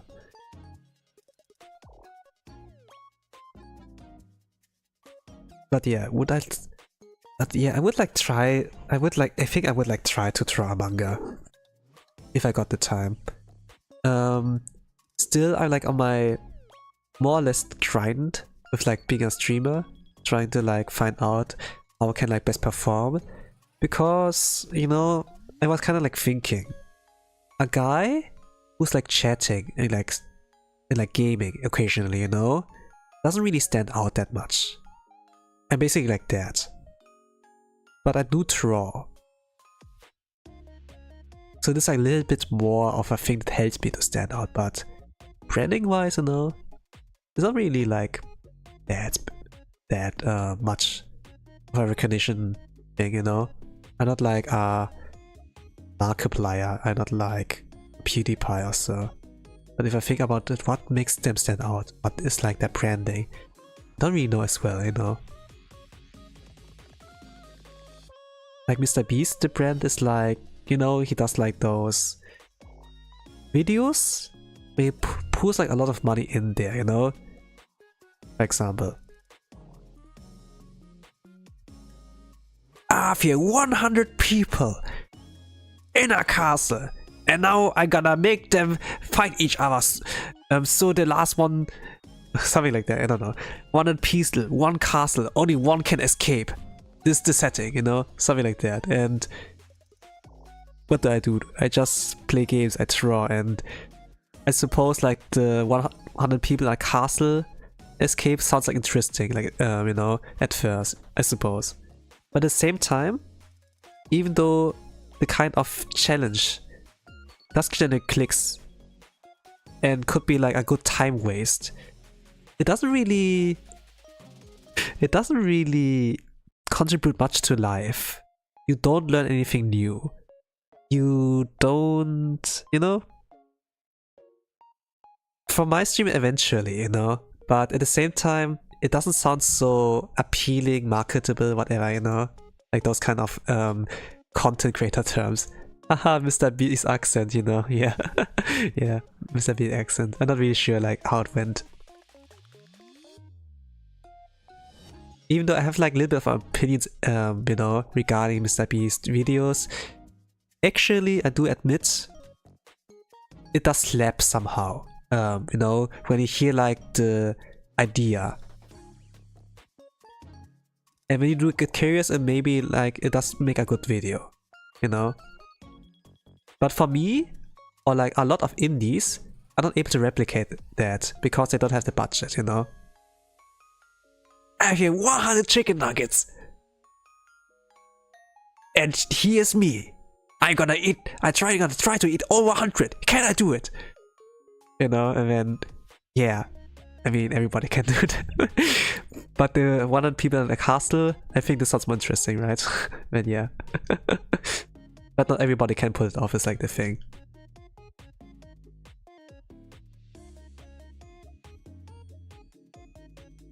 I haven't watched his videos, but my little brother has. He suddenly speaks like that to annoy me, but only makes me laugh. Yeah. If you at least like fun like that, I suppose. That accent is so funny, yeah, I suppose. It is like, you know, you hype like things up, you know.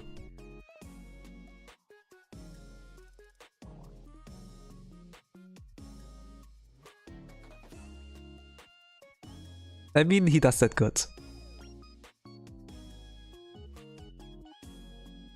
It is entertaining, yeah.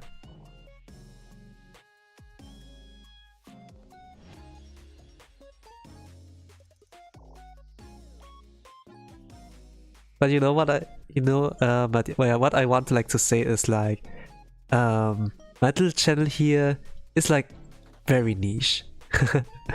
If I really like think about a future, you know, as a streamer here, you know, with this kind of side project, I suppose. And yeah, I really want like to like do more. I need to like think about like how I brand myself. Like, of course, I would like to draw manga, you know. But this kind of side project with the streaming is also like something I always wanted to do, you know. But also at the same time, I think like drawing a manga on stream is like not really interesting. At least like from experience, like watching a mangaka draw like one panel, then one page of like Goblin Slayer, you know. Kagyokumo? No, not Kagyokumo. Nomaki Sensei. He draws like the manga of like, he's like the artist, not the story writer, you know, he's the artist. And he became like VTuber, and then at some point he would like stream his like work, you know. This was like, when I was like thinking about it, you know, on paper it looked interesting. But initially when I got there, it was not really that interesting because it was a live stream, you know, and it took like long. And usually drawing takes a while. But yeah. If you get very big, I could be like those annoying viewers that show off saying that OG viewers. Yeah, you could be. You can do that. You can do that. I was here. I was the first one. You can be like this person who made anime, who found an anime gem, and then shared it with everyone, and then you get all the credit, you know? Instead of being like the person who's like, you know, why? What do people like find so special about this anime? Why it's so overhyped anyway, you know, something like that. You're gonna really be this person. You're gonna be like the person who like actually like, you know, made the anime popular in the first place. I've played these games before.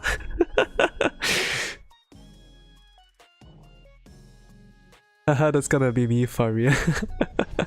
Yeah, it's gonna be you.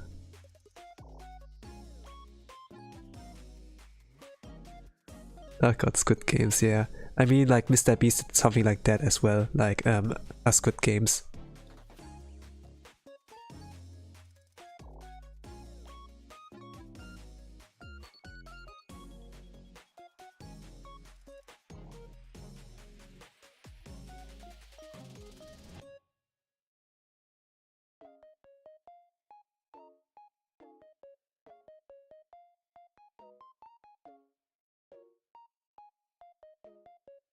But yeah, if I really would start to draw manga, you know, then my YouTube channel would become a side project. I would maybe not stream as often, you know.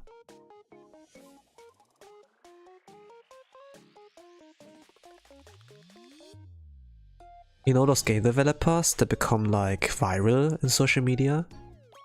When they prioritize streaming more than actually working on a game?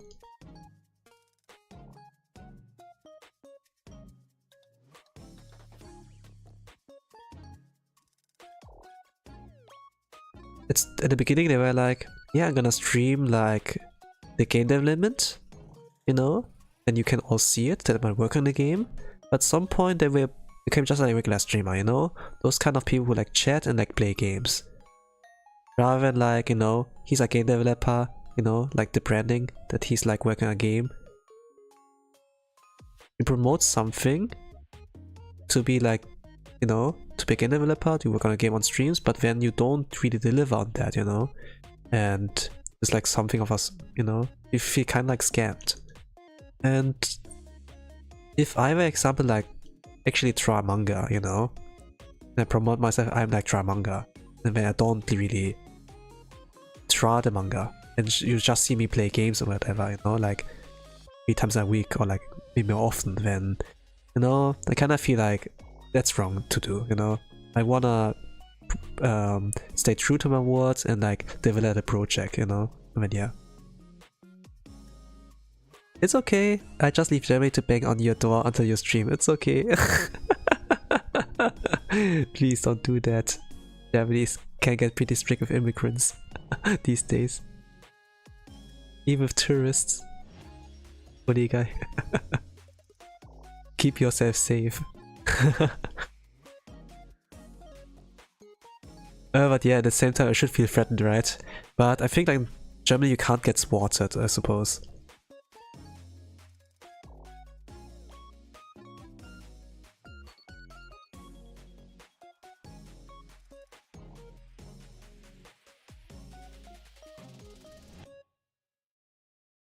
But yeah, I don't want to like be those kind of game developers, you know. Some of those. Maybe you have like some in your mind, you know. Who did something like that? With my weak pass, but I couldn't go if it's on a container by contraband. Okay, man, it's like kind of hopeless for you. Trying to threaten me like that in person. I mean, yeah, I live on planet Earth.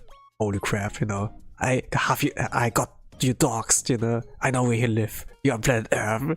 Yeah, you don't tell, you know.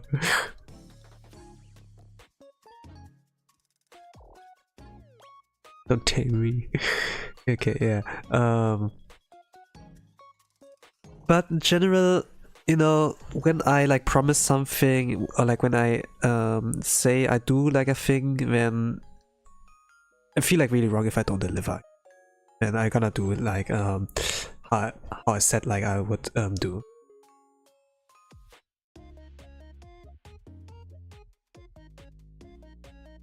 Like, you know, some game developers, they do like a fundraiser when they, or like a Kickstarter project, you know, and then the goal has been reached. Sometimes they get like a lot more money than they asked for, and then supposedly they work on a game, but when they don't, you know.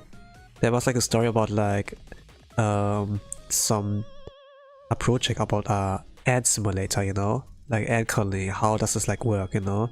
And they wanted to do a simulator like that because it could be like kind of interesting, you know, like how they work from zero to like hero in a sense, and what like ended up like being ended with the project. Like how it ended was like that it got like cancelled or so because like some of the people in the team use up that money for like alcohol and like going to a bordel, you know.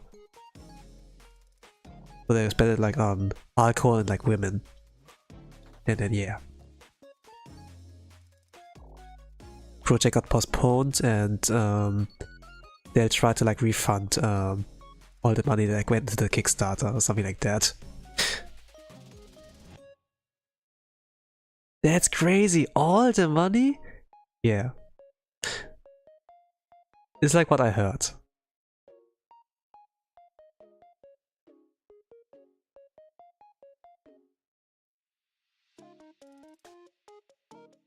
It would be like interesting to look at, you know.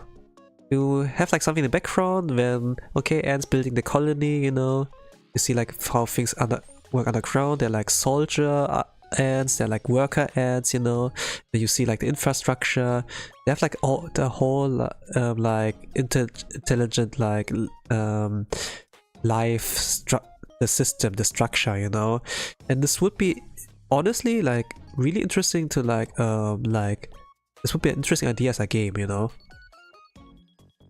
You could like leave it AFK, you could like actually like operate like some things, you know, like the ins outs, and yeah, and people like actually found it interesting, the idea interesting, so that they like funded the Kickstarter, and then, you know,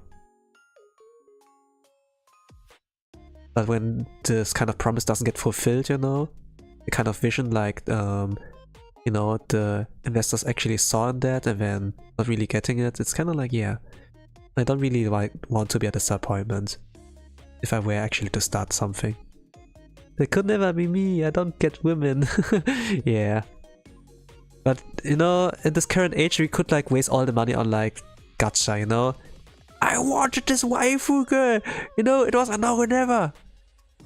Yeah, it's kind of based, you know, that they wasted money on like your waifu, but at the same time, you know, You made a promise, you know. Basically, with this Kickstarter, people gave you money so that you can work on it, not to like waste it on whatever. And yeah, it's like one of the crazy stories. There are many. I know like a few.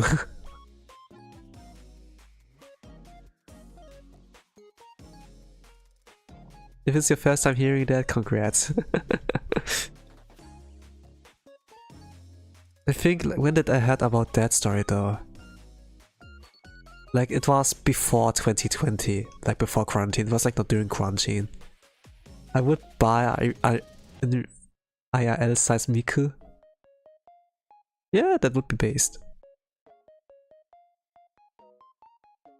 I mean, there's one Japanese guy who married like Hatsune Miku, and he got like a life-size doll of her.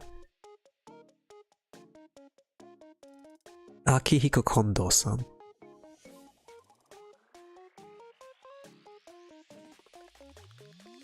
He followed me on Twitter. I followed him, he followed me back, you know.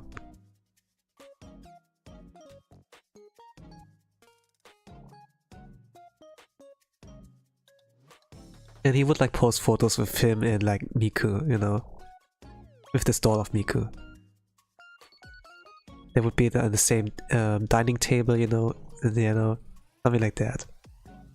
He has like 3, I believe. He's such an icon, haha. He did?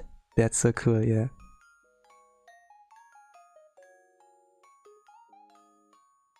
Yeah, he did follow me. So he has like 3 dolls? That's cool. I mean, yeah, it's not to love about her, I suppose. And when thinking like about the new Hatsune Miku songs, you know, like from various like Vocaloid artists, there are like so many versions like Miku, and be like, you know, I think, you know, you did a really good choice. Did you know that he's the uncle to a very well-known K-pop idol? Is he? Well, amazing if true. Not that I really like look too much into it. It's just like, you know. Actually, why did I follow him? Like, when did I follow him? Like, when did I heard about the fact that he's married Hatsune Miku? I think I saw something on TV. I suppose I saw it on TV. It kind of like was like cool, you know. And then the news would also like show like his tweets and like the photos that he did with the doll. Yeah, I think like, and therefore like curious. This was like a time where I didn't have no internet, so I had like a lot more focus. I didn't really got distracted, you know. That I laser focused more or less to like follow this guy. And he followed me back at some point. Or like he followed me back the same day, yeah. My friends tend to tease me whenever I call her my girl. They always say, well, she has a husband, you could never. Yeah, you could actually. You know, don't you NTR the husband, you know, don't do that. I mean, I do talk about NTR sometimes, you know, I do kind of find the stories that the genre has like interesting, but yeah, don't be like that. Don't become the villain, I suppose. But at the same time, I wouldn't blame you for doing that, I suppose. Because Miku is like pretty cute, and if you look at the songs, you know Vocaloid songs, and sometimes with Miku's role in there, you know, there's like many versions, like the bunny, there's the rabbit hole, you know, there's like this Mimikawa Nice Try, you know, like the Mesugaki Miku, and they have all like their own flavors and charms, and I suppose you do fall for one of those versions at the very least, you know, if not the OG.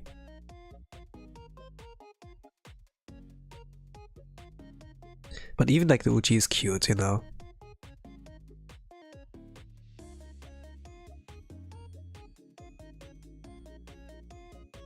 Not NTR, haha.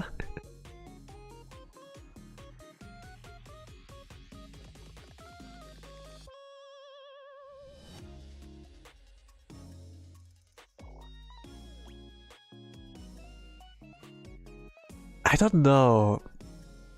I wouldn't be surprised if actually some Japanese artists drew an NTR manga with like Hatsune Miku. I wouldn't be surprised because for some reason NTR got like popular there.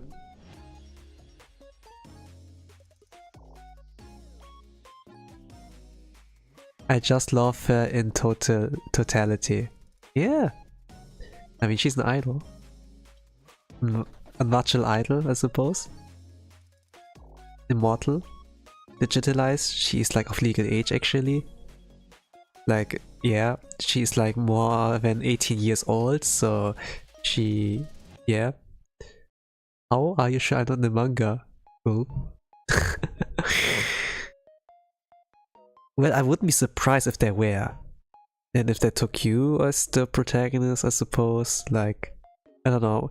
What they do, like, either... Wait, regarding the NTR guy. It's either like...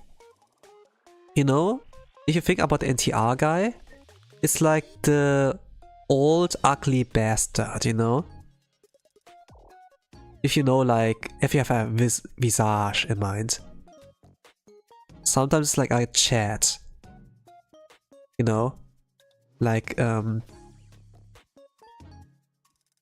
toned skin. He's like built, has like muscles and everything, colored blonde hair, you know? And then always like with a smile on his face also, like with the white, clean white smile. While he has like, he's laying one arm over the girl.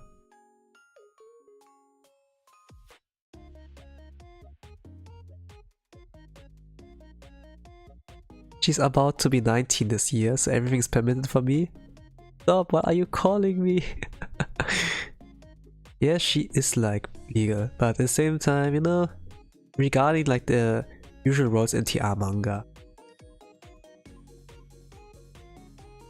Sometimes you have the Giga chats, no, not Giga chats, just chats, or like the old ugly bastards, so it might be like one of those two.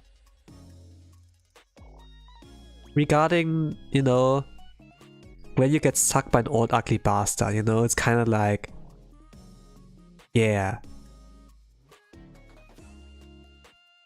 Something feels wrong.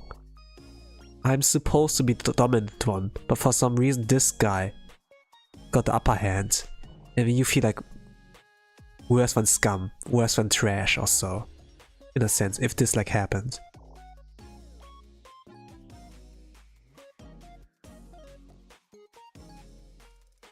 They were like more disgusting. They had no filter. They just did approach while you like hesitate, for example, then I guess like this is the charm about it. Regarding to like chat, however, he got a bigger dong, he's maybe hot, he is like more chat build. Yeah, I feel like it sounds about right that you get like taken away. That the girl get taken away by such a dude. At the same time, it also hurts, you know. I suppose JP are like somewhat masochistic, you know? They enjoy the little pain. This kind of pain. You're just jealous of my bright smile, I see. Indeed, that's me. The chat, I suppose.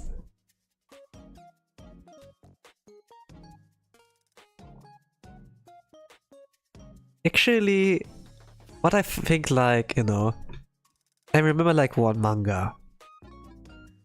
You know, like those isekai mangas, you know?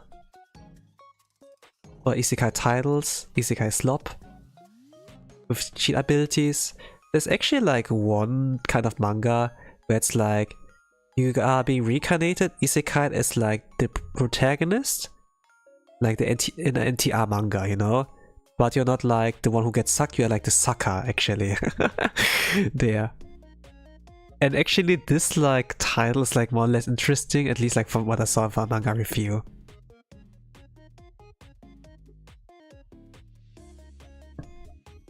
I don't know what the title was anymore. And the channel is deleted, by the way. but the guy's like slowly re-uploading everything on his Patreon.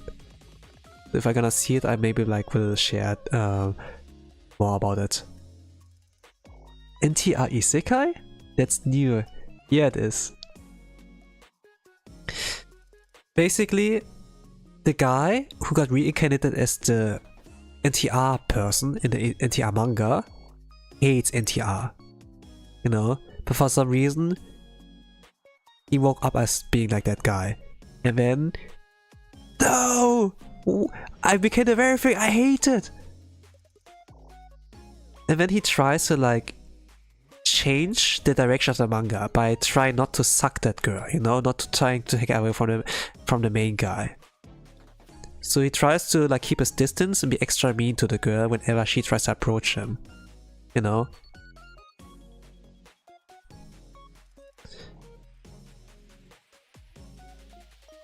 Like trying to like rewrite the fate to not be like the villain. But for some reason, his gestures, the way he's like treating her, like with respect, hey, go away from me, I'm dangerous, you know, you shouldn't be with me, and then you know, like those kind of gestures. At some point she would be like surrounded by like some dudes, you know, like this NTR plots, you know, like multiple guys on one girl, something like that, and then he saved her from those dudes, and then, hey, be more careful, those dudes are dangerous, me too, you know, don't approach us, and then yeah. And she took like the way that, oh, he protected me and everything, doki, and then she would like slowly fall for that guy who got like reincarnated as the NTR guy, and it's kind of like, you know,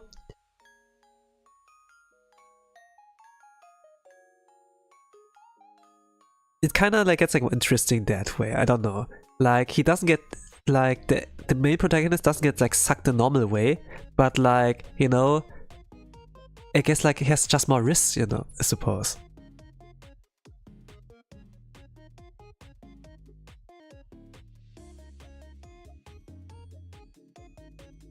And the girl would just constantly follow him, you know, I want to know more about this, I got never treated like this before, or something like that, you know, and would follow him around. He gets sick at some point, and then, I know where you live, you know, something like that,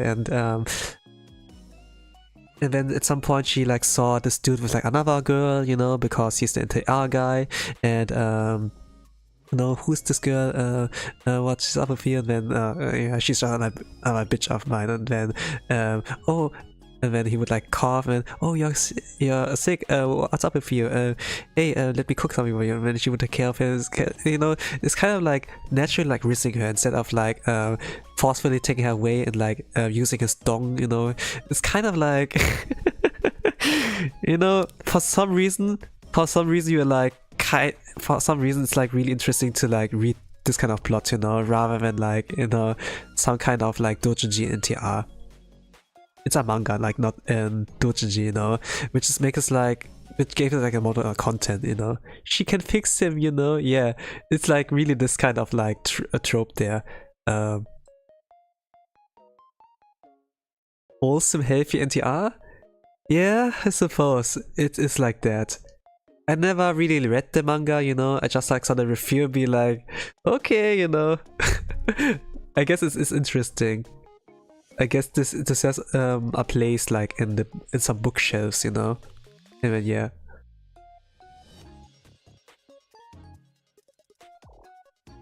But I'm gonna like wait for the day until like the guy re-uploads this on his Patreon, then maybe I can like, you know, review it like properly.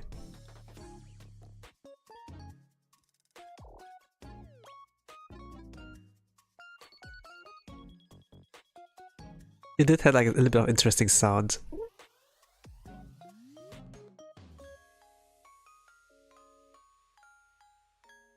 But to be honest, I'm not really like the NTR guy as well, you know. I'm not really like reading NTR because I like NTR.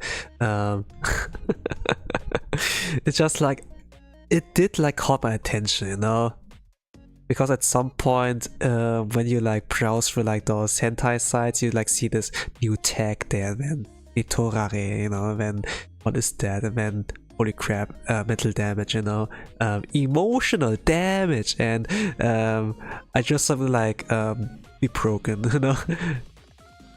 Sometimes a girl I really like, and then you know this kind of fate happens to her, and it's kind of like, no, you know, I shipped like the main protagonist and the girl. Why would I do this? You know, something like that. Yeah. But when something wholesome can happen, you know, it's kind of like, I suppose they found a target audience, you know.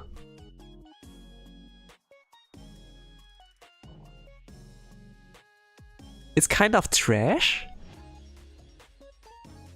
but it's interesting trash, you know. It's bullshit, but I believe it. I gonna read NTR but end up crying for the guy, like damn, yeah. Yeah. I think I was like, I didn't really cry, but man, my heart and emotional damage was like there, yeah.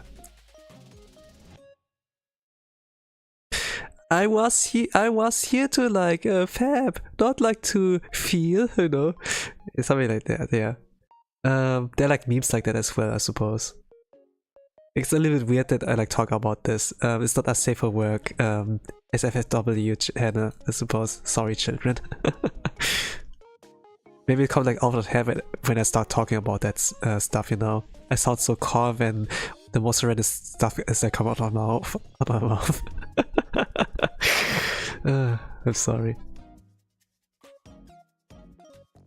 I don't know, why did I talk about that? Ah yeah, because Hatsune Miku, then yeah, we talk about NTR, yeah, it's right. Akiko Kondo-san, yeah. It's interesting like how we can just tangent like into something else, you know, sidetrack. Well, I sidetracked, you know, so yeah, I suppose.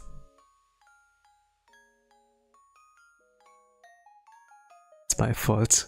It's your fault, Toast-san. No!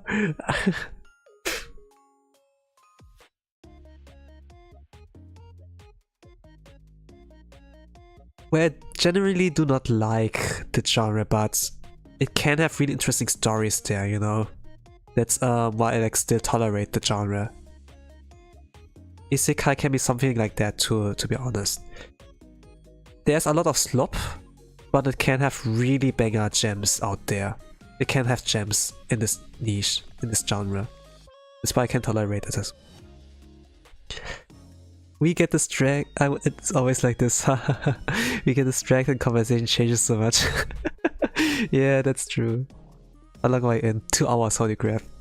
Yeah, because I yapped so much. I could be done within 2 hours. The average is like 2 hours, but when I get distracted, I suppose it takes longer than usual.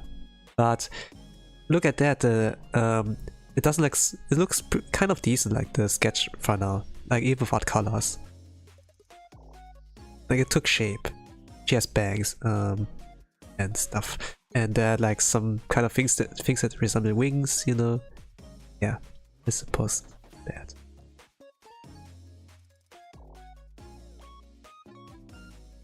My little brother, I think likes her.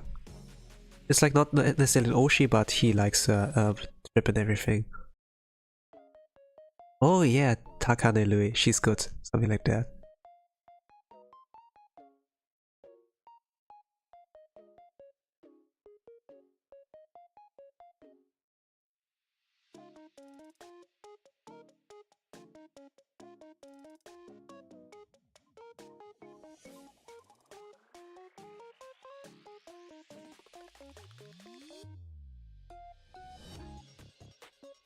But yeah, for me, I don't really dislike a genre, you know. Sometimes some of those genres have like really interesting like bangers and stories. Even if they can be slow burner, even if they can be seen as overhyped, you know. If it has actually like some gems in there, you know, why not, you know.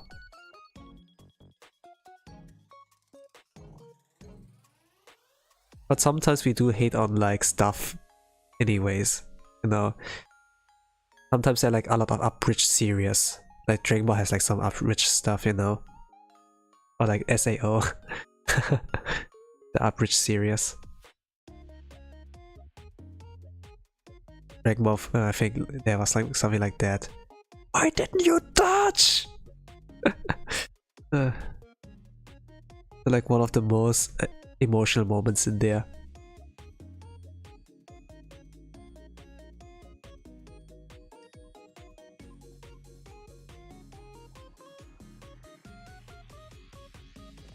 But I did like Dragon Ball, so yeah, it was like something special. Even if it had like some of its faults.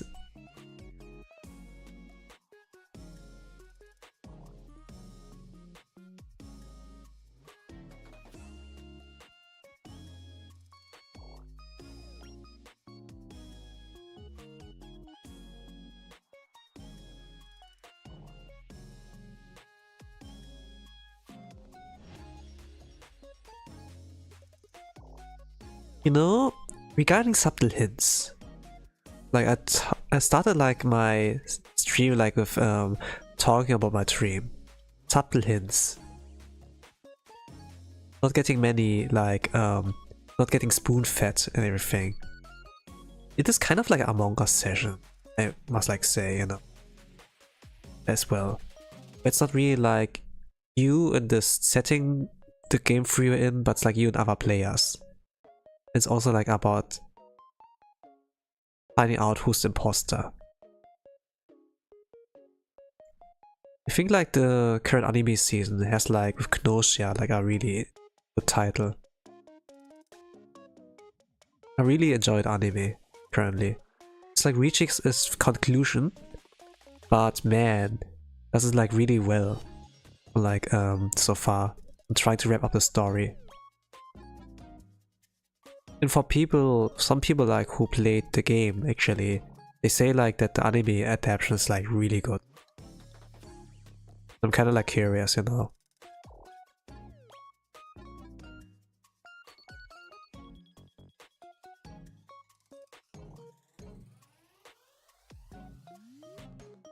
Daddy, I have to leave, Oji-san. It has been fun. I hope you have a nice stream and I wait to see the drawing on Twitter. Okay. One thing, I stopped uploading on Twitter, you know. But in any case, bye bye. Have a good night, good day.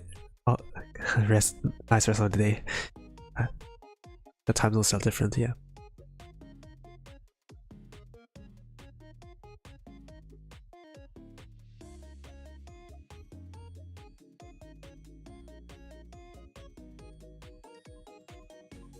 I don't think they will hear it anymore, but if they rewatch the stream, I suppose they will like get to hear that. But you know, I don't really like the state of like Twitter right now. Elon Musk is at fault.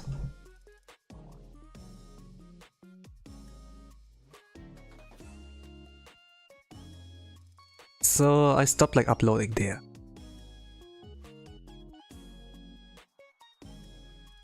Currently, I'm kind of like in hiatus regarding uploading my arts in general.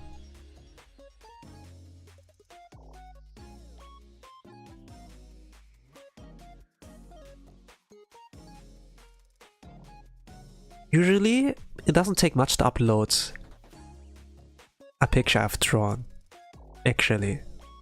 But for some reason I feel so tired.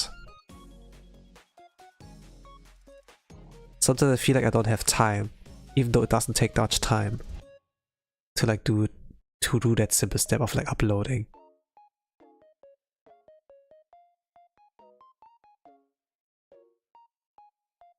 I could like upload a Pixiv, but the reach it's not the same as like in Twitter or like Instagram.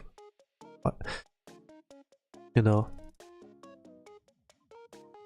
Blue Skies always exists actually, yeah. And you know, Blue Sky has been good to me actually regarding my regarding things I upload. People, it actually reaches people. Some of my Blue Sky art got more likes than on Twitter or Instagram, you know. And if you heard about it, like Twitter uses like AI with its Grok, for example. It has this edit image there. You can edit images with like Grok AI as well. Anything you upload will get like used for the AI, you know, to train it. So it was like for me the reason to like stop uploading. And Instagram, by the way, is not really like innocent as well. Actually, it uses AI there to, or like uses like whatever you post there to train its like AI, you know. AI is the future, they like say. And when they invest like in those graphic cards, you know, the RAM, I think the RAM ones, yeah. And it's like a L, you know, that gamers, artists have like to take. Especially like gamers, because they'll be like, nah, it's a perfect RAM for like AI, don't waste it on gamers, AI is the future, something like that. And you know, now it's like a lot of questions about the console prices, you know. Nintendo's like kind of thinking about increasing the price for like Nintendo Switch 2, you know. I hope I can like get it in Japan, you know. It's like a little bit cheap, it's like 100 bucks cheaper there. Even though everything will be in Japanese only, but this will be fine for me because this will be good for my practice, actually. Actually kind of learned a little bit of English via playing like games. So, and I could like keep my Japanese like via that as well. Like not like English subtitles and Japanese audio, but actually like play completely in Japanese. And then actually like trying to struggle through that. I could like make some streams where I actually like play games in Japanese, and could be like interesting as well, like trying to. And Japanese bros, you know, JP bros, actually could tune in and be like, yeah, let's go, you know, understand everything that's going on. I can like help you, I suppose, you know. You know, it's like, it's kind of sensitive for me. I watch like a Japanese streamer and they play the English game. And I actually can like follow everything regarding the gameplay. And like roughly understand like what they're saying, like what the context is like to what they're struggling with. And then I could kind of help them, you know, in a sense. And if they're like kind of in the English grinding journey, then I could like write actually in English and help them like this way, you know. Like if backseating is okay. Or if they ask for help in any ways, you know. And my Japanese is like okay enough, you know, to like read. N5 is okay, I like practicing N4 and N3 like still. I think my goal will be to like reach N3 level of like Japanese, you know. I think that's all I need to like be happy, and yeah. I'm not trying to be like a grandmaster in a sense, like a scholar level, you know. Like not everyone, Japanese people, not everyone in Japan can read like every kanji, because even that is like hard for them.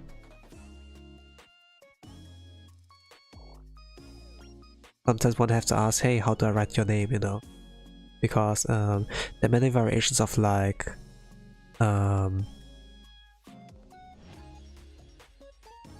what's his name? You know? There are many variations like you, for example. You can mean like kindness, you know? But you can also like mean hot water as well. Oh you, oh no, we must be drinking hot water, you know?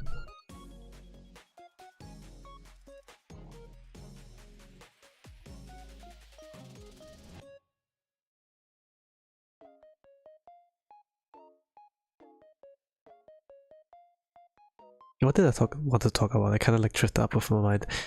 Yeah, I talked like about AI. The reason why I like didn't upload my art, you know. And I feel like really drained. My motivation is like really like on to like upload art, and then having people see it and be like, wow, nice picture, you know. And then me crying for likes, for follows, you know, to raise numbers, make number monkey happy, you know.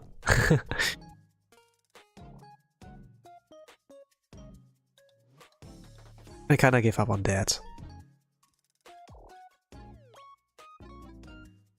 Well, rather than like saying I gave up on that, I'm a hiatus, you know? Until I feel like more recovered, I will like continue like uploading what I've missed. I probably will do a daily or a bi every 2 days, every 3 days, you know, kind of to like so that the algorithm like catches me. On Blue Sky at the very least, on Pixiv, you know. I think like Instagram is a little bit of a stretch there as well, but because it uses like AI, I don't really want to. It's like kind of interesting how I get like to talk about AI in every single stream, but I kind of get like the, you know, you pass me the ball, I pass it back, you know, back and forth. Like when you talk about a topic, it kind of aligns like, you know, with what things like currently what I do on stream, then I suppose, you know.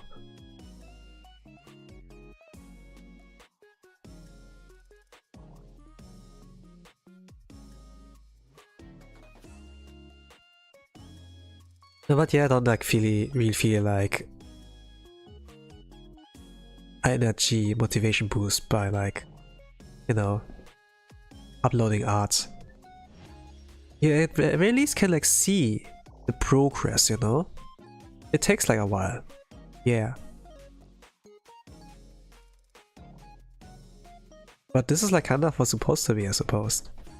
And imagine I like produced it while like kind of talking about my dream about like NTR and about isekai movies and whatever, you know. I did it just so casually.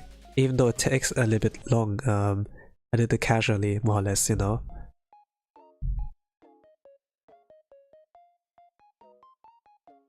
Is it effortlessly? I don't know, maybe it appears that way. Maybe not, I don't know.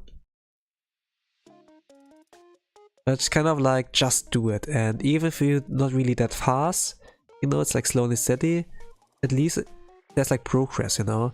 Better there's like some progress than like no progress at all, I suppose.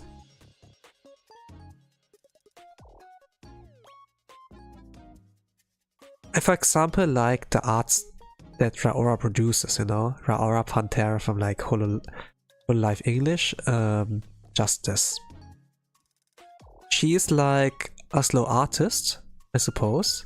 Ina's much faster than her, but you know, when I look at the result of Raora's art, beautiful. It's better to do some progress than nothing, you know? If you need to take your time to produce a banger, then take your time, you know? Take as much as you need. No rush. They can also be joined like showing sketches and rakugakis, but if you like value like the outcome, a lot of people like would look at the outcome, you know, like the meal that has been cooked, you know, not like the concept, like the dough or so. People are like interested in like the end result, and yeah, focus on that.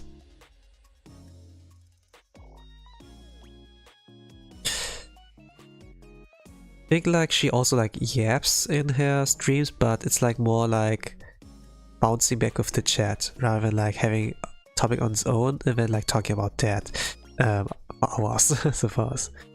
But still, yeah.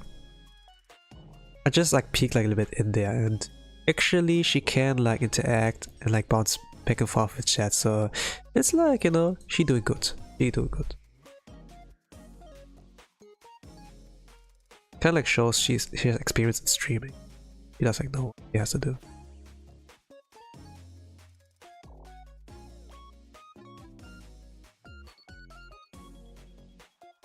And it seems like every gen in HoloLive English has like an artist actually. Ina from Myth. In Justice or like Counselor, how they call it now? No, Counsel.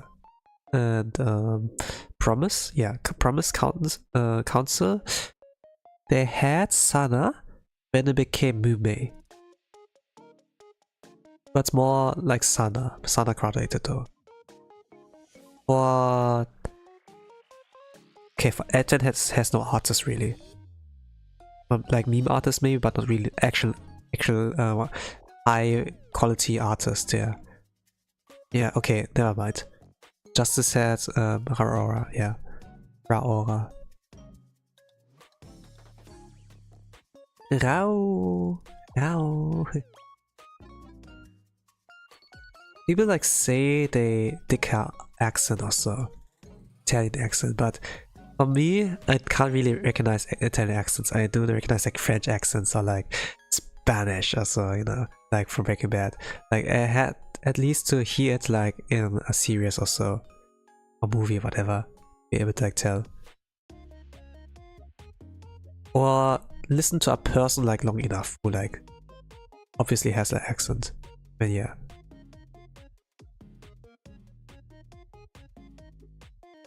For me, French people, I could like, you know, in real life had like some examples. American, had like also in real life some examples only like in movies or so. I think something like that. And for, you know, Asian accent or so, C accent, that is, and like things with la or something like that. There's a lot in television, but also a little bit like in real life, because I had like to interact with Asians a lot, you know.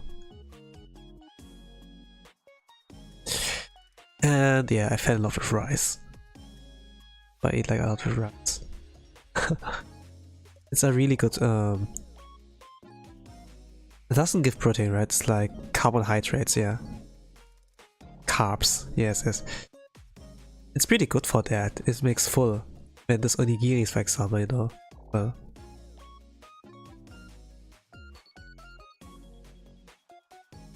you can do a lot of things with rice, but what's a little bit frowned upon is like milk rice, you know, from like the Asians. Like, why do you use it for a dessert, like rice, you know, something like that. It's like something they frown upon.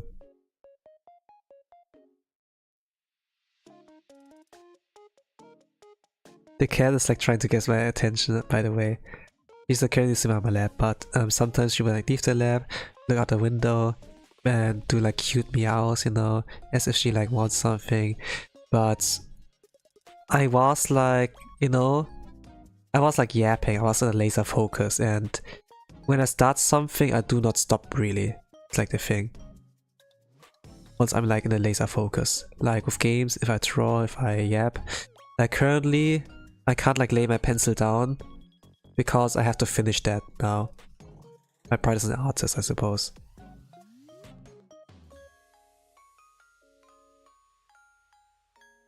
But she has been fed.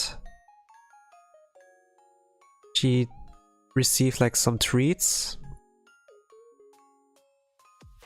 She got like some food puzzles to do, so those instincts got like stimulated. I only need to complete this one, and it's like further than like what I anticipated, like 2 hours. You know, it's the kind of average, you know, and I'm like past that, so let me try to like finish, I suppose. You know, so that's what my focus is on. She might annoy me not like right now. Maybe she will. Currently she's like sitting on my lap, laying on my lap, making herself comfortable, but sometimes if I move like my hands too close to her, if I scratch myself or like try to like adjust something, she'll be like, oh, is it finally time for me? Something like that. I'm not sure if the mic can pick it up or so, but if you can hear it, you can hear it. I can't really, I don't really notice it. If the, like when I speak, the audio bar goes like from yellow to the red. I can't really see if the cats like included, cat meows are like included in that. I can't notice that.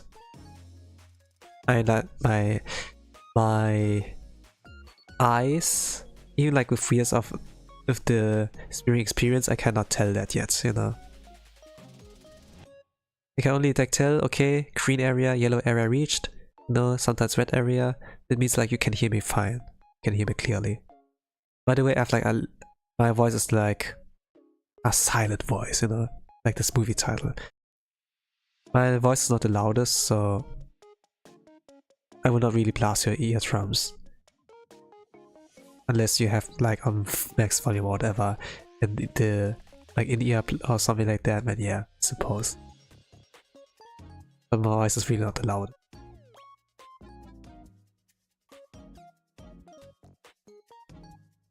So I'm like not really worried about you know, blasting someone's eardrum. But I can scream, I can shout actually. It can be really loud. But the thing is, like, once I start shouting, maybe like out of like angriness, you know, getting annoyed or whatever, I will not be able to control my volume.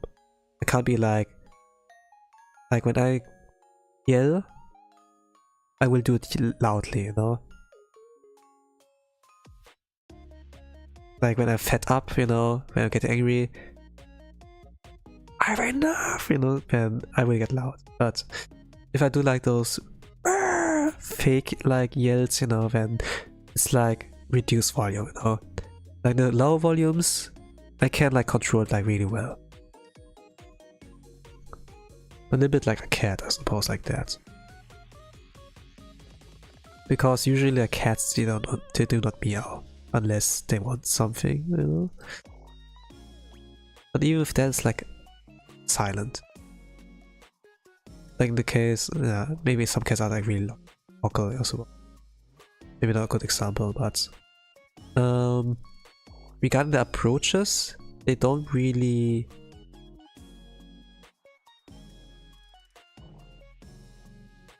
like, let's say they are in pain, you know? But instead of like saying out loud, I hide it. They cope with it, you know? I for my part cope with pain as well. Even like some uncomfortableness, you know? And if the solution is like, hey, yell to the person, like in the factory for example, because only when you yell they can hear you, you know, then I prefer not to yell. Even if it's like, even if I feel like a little bit uncomfortable with something. I was like always, I am still somewhat hesitant when things like require like a loud voice, you know. Technically I have the voice, but let's say I'm not brave enough for that yet. Unless you really like push my buttons, you know, I will not really yell.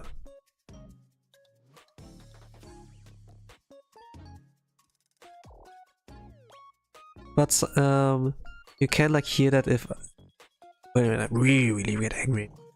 And some gaming streams, you know, like the Gamer Rage. Sometimes it's like just leads to like a kuso or crap, damn it, you know. They can sound pretty calm. So sometimes I say like shit in German, you know, Scheiße, Scheiße, something like that. But not really like that aggressive yet, you know. I get frustrated at the most part. But angry, I can get angry though. But I can't remember like a moment on stream where I really got angry.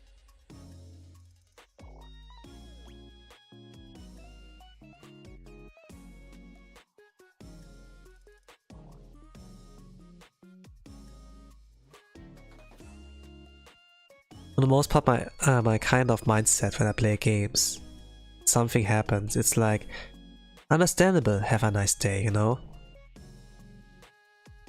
If I can kind of like see how it is my fault.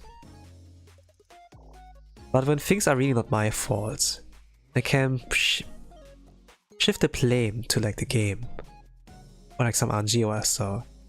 Then yeah, there I can be like, but in gacha as well, I can get angry.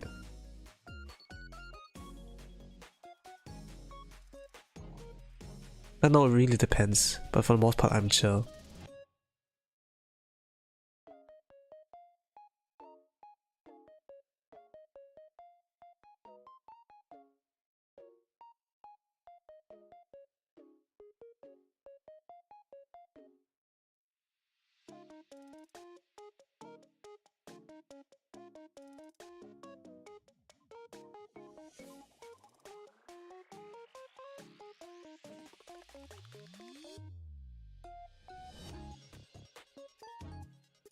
Yeah, regarding me posting art, if I feel like it, it will like appear on my social media. Everything I've drawn on stream, I will slowly upload that day by day, not everything at once. Maybe every 2 days, every 3 days, so that algorithm can help me carry. Even though numbers, you know, are not really that important for like a small dude like me, I do sometimes like it when my art like reaches people and they be like, I like your picture, you know? Then yeah, I get another fan.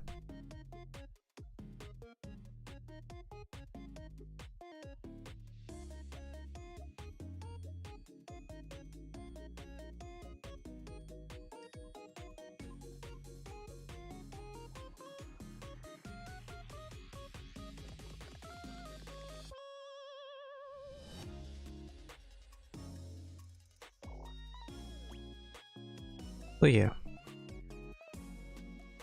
I felt like somewhat happy as well when I did my drawing challenge, for example, like with the 100 day challenge, you know? I think like it's kind of explanatory like what a 100 day challenge is. And people like commented like the work I put in there. Even while I was like visiting tournaments and Smash Bros. Still like would draw daily until the challenge was like finished. And people be like, man, I don't know what happened, but your art improved. Keep it up, you know, something like that, you know. But then, I wonder how they feel if they see my art now. I just like drawing simple looking chibis. I wonder how they feel now. If they see that. Downgrade, I suppose. You know, Choshan, I like your art back in the days a lot better. I hate your art right now. Then it's gonna be me like suffering the emotional damage. Wasted. Boom, you know, something like that.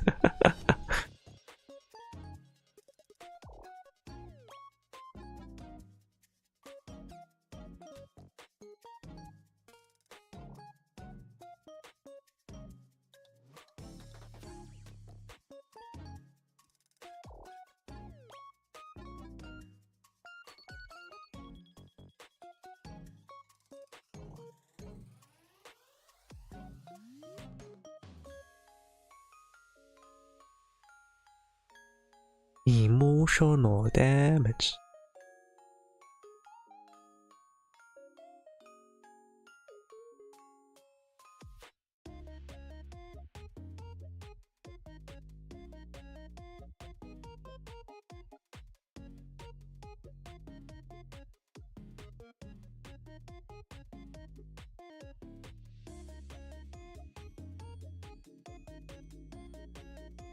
I did the mistake to draw the same layer, but whatever. I'm gonna work with what I have.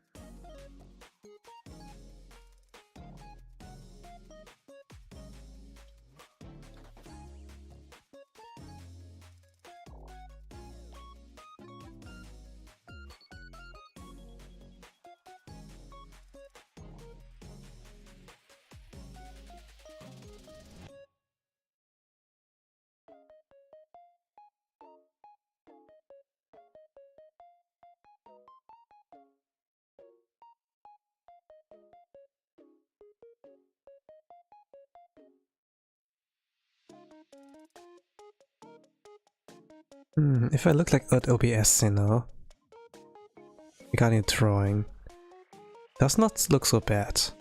Now that I see the full picture on there. Like looking at the full picture. Doesn't look bad.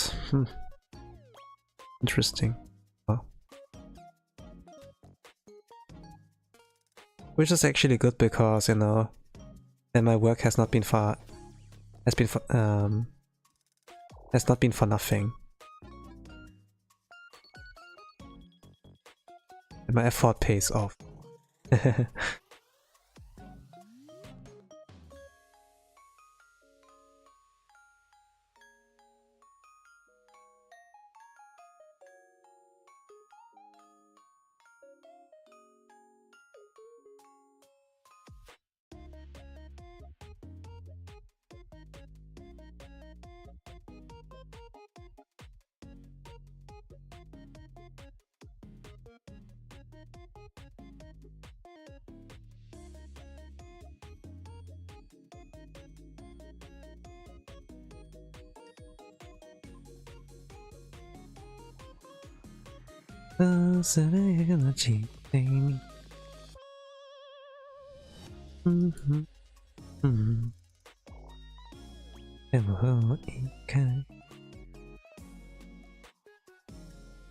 No, a song for Orange Star. A little bit far, I won't mind it.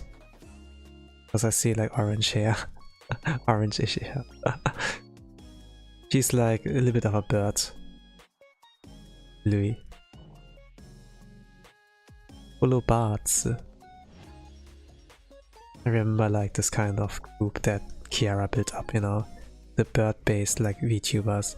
There's so many, actually, if you think about it.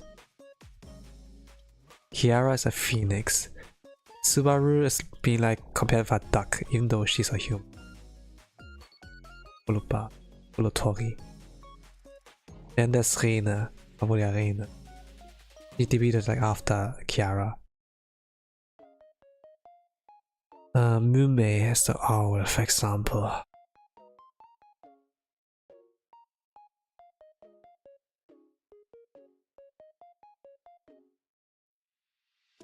There's Narissa Ravencroft. Rave, you know. Raven.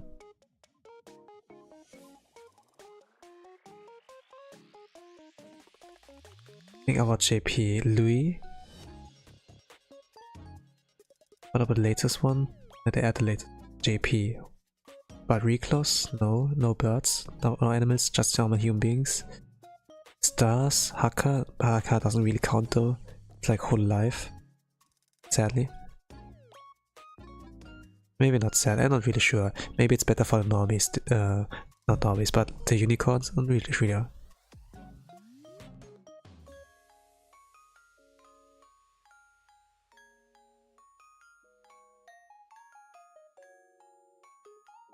You know, for me, I'm like Adare de Modaisuke, you know? I'm not really like, I only watch girls, I only watch boys. For me it's like, I like everyone, you know?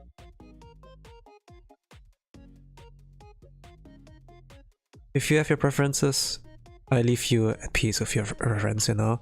Unless you pick a fight. But even then, if you pick a fight, I think like we'll stay out of it, you know? Unless there's like no other choice. Like I chill my own lane, you chill yours.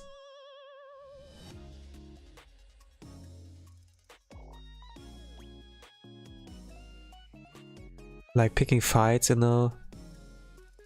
It's kind of pointless.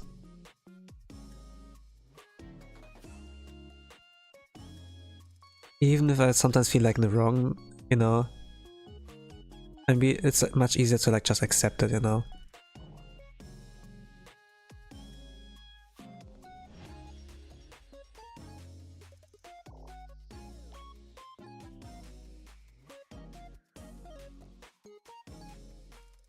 What would be good examples though, regarding that?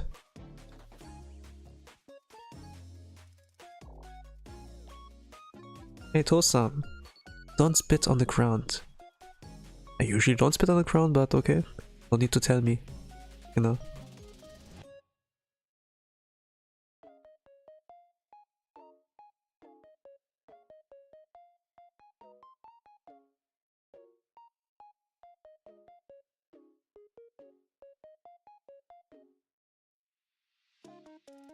Sometimes I get accused of something, but usually I don't do the thing. But I'll be like, you know, okay, fine. No, I usually don't do that, so it's kind of like useless to me, and then I delete the information anyway in my head. I say like I delete information, but I remember that actually, so yeah, whatever. But this is like something that would like happen, you know. Of course you can be like, eh? But I didn't do that, this guy did it, you know, then this wastes a lot more energy actually, you know. I just give up at this point, and yeah, tired, you know. Just let them feel like they're the right, be like, hey, I lectured this guy, and I'll be like, you know, it was not me, but fine, you know, then yeah. I'm gonna save my energy, and then, yeah, whatever. The thing is, like, for me, one reason why I don't really shout is because it does affect my voice, and my voice is not really loud anyways, you know. So if I can like save my energy for like talking, you know, I'm gonna save that up. Until it becomes like, until it's like really important, you know.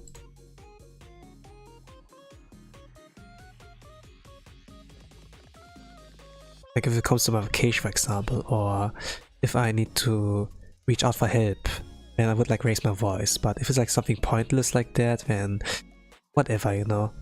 Let them have their small victory. I like looking for the big victories, you know, in a sense, you know. And then, yeah.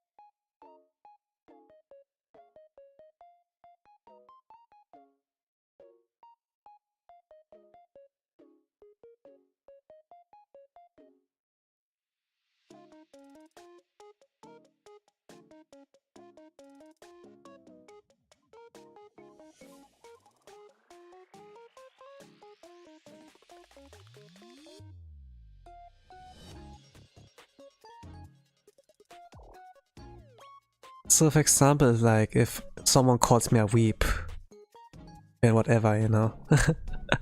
Then I'm a weep, you know, I'm at that anyway. There's like no need to like defend my hobby also. It's kind of like, you're cringe, but you're free, you know. I kill the part that cringes in me, not the cringe itself.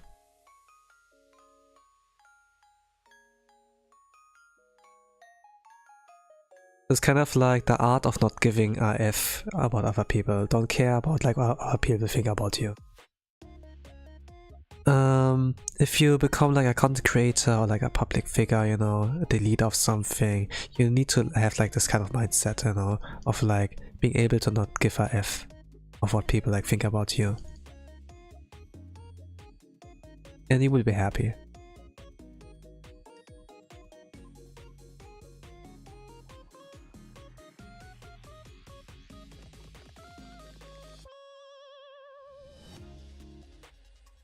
If you like use the time to like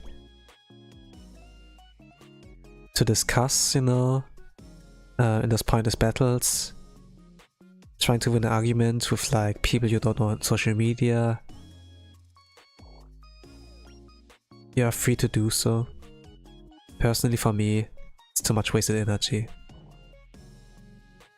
and time as well.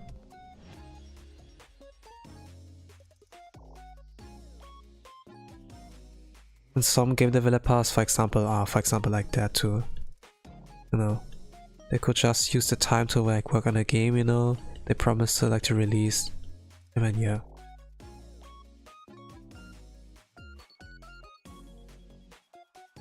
If you can think about from like, if you have like directly a name and a face in your head, cool, then we are maybe on the same wavelength, you know.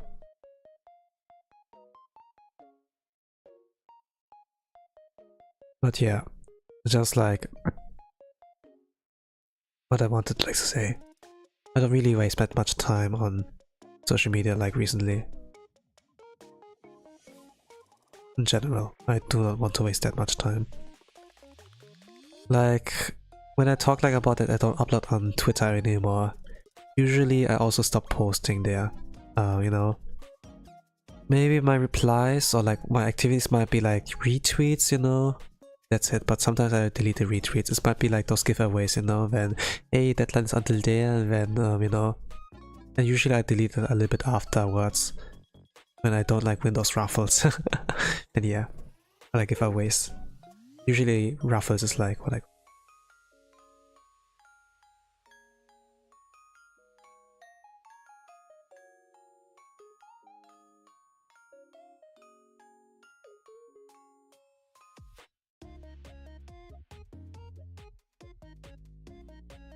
So what is she doing? Does she does a piece and also she just makes some gestures with her hands, you know. Better to draw like something with the gestures rather than no gesture. Lui is like flexible of her personality, actually. He does like Santa Oni-san though. Or like Mama. He got like those tight skirt and a whip. Wachow! If you're maybe like into this, you know, Bonda SMM play. But usually she doesn't give the vibe off, but she is dressed like that at the very least. But then she also alternative costumes, you know, alternative outfits. And those look also like banger. Kakage Sensei does have like a decent art. Nothing I first thought though, but Inako recommended Kakage Sensei, so I will take her word for it, you know. I don't like see much though. But if she ever like mentioned Kakage Sensei, be like, okay, I trust you, no?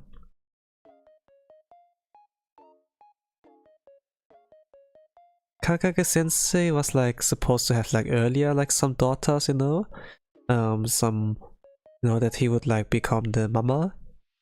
Or like some holomems. And let's say like those models still like fly around, but they haven't like found a soul yet. They can like inhibit those bodies, you know. So yeah, the recruitment process is like really like in holo, you know. That is look like for the right souls rather than like they look for headhunt or like scouts to be like, okay, we found one, yet now make the avatar, you know. Nothing like that, probably.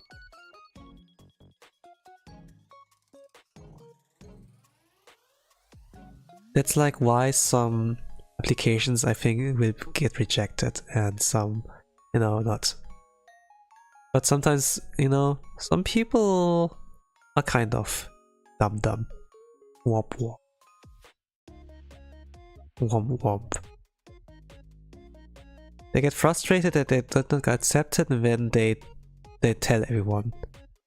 And if they do, they will not have a chance to like get in there again, you know. Especially when I hear like some audition stories, you know. For example, it's kind of like, yeah. Why did I talk about this in the first place, actually? Because I talk about Takane Lui and then Kakage Sensei, and then like he got his daughters, some models he drew, and then but they got like leaked also, even by Kyokoko, and those don't have souls yet. Yeah, actually, yeah, I love that. Yeah, okay. That's how I know. That's what. That's like why I. That's not how I know, but actually, like the reason why I like got into this topic. I did like watch some here. There are like some things, and because I, for example, like watch anime like very often, like back in the days, I can remember like some of her streams, like what she talked about.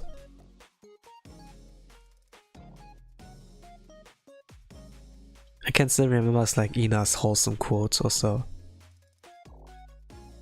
And And in some gacha games, she got like sponsored to be in. She had like this kind of wholesome quote there, but she's like reciting it and it doesn't sound like that great. Ina, I love her, but she's not a good voice actor. It does sound really stiff when she like reads her lines out.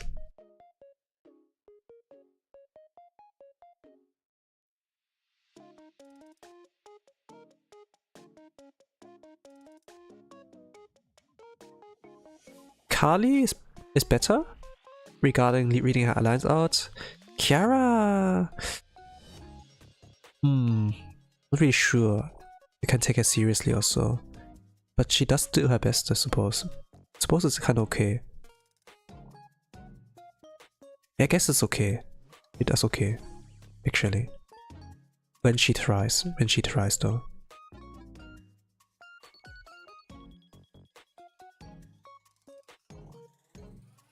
No, I don't remember like many examples though, however, like with Kiara like doing voice acting.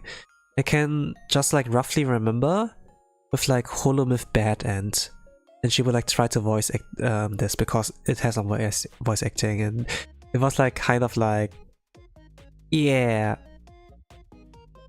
you know, because HoloMyth Bad End is like really badass Sakuga action scenes, you know.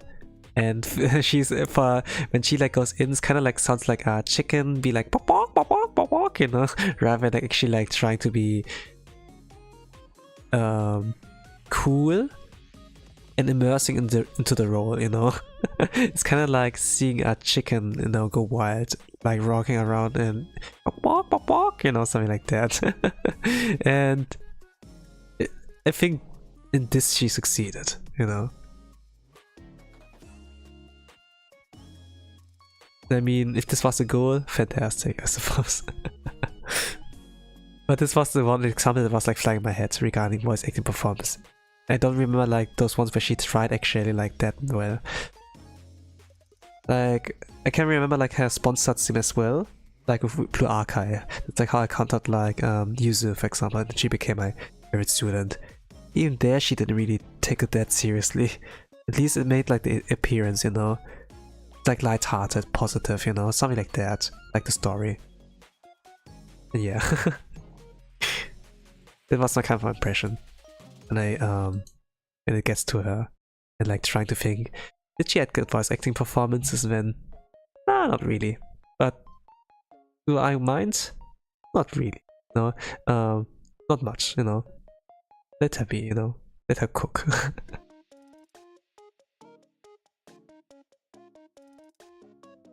That's like my kind of mindset there. Like, yeah, she did nothing that funny. And by the way, she speaks German too, so she's not a German, but she speaks German, so you know. Sometimes, like back in the days, I would like translate actually for the EN pros, like what she would like say if she ever speak like German. But at some point, I like stopped like in this whole live fan servers, you know, to be around. Because I like started to prioritize my own streams like drawing, gaming and so. And when I like go back any like on occasion, I do see there actually are other German bros out there to like help translate. So I can be like, yeah, okay, I don't need to worry anymore, you know. I can let them carry and have them have their moments. It's good, you know. And yeah.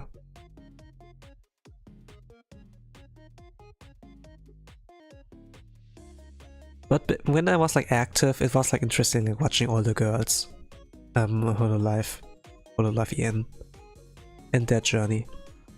Nowadays, I didn't really have time anymore.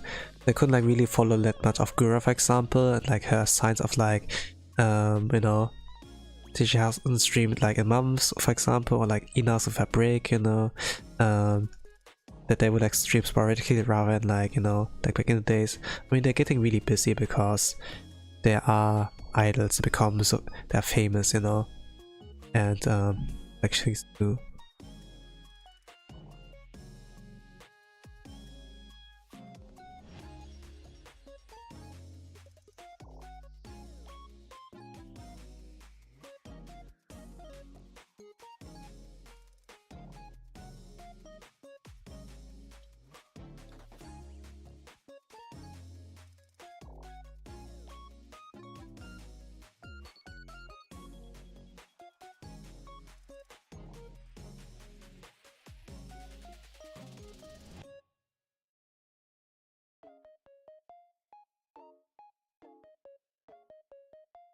But regarding Takane Lui,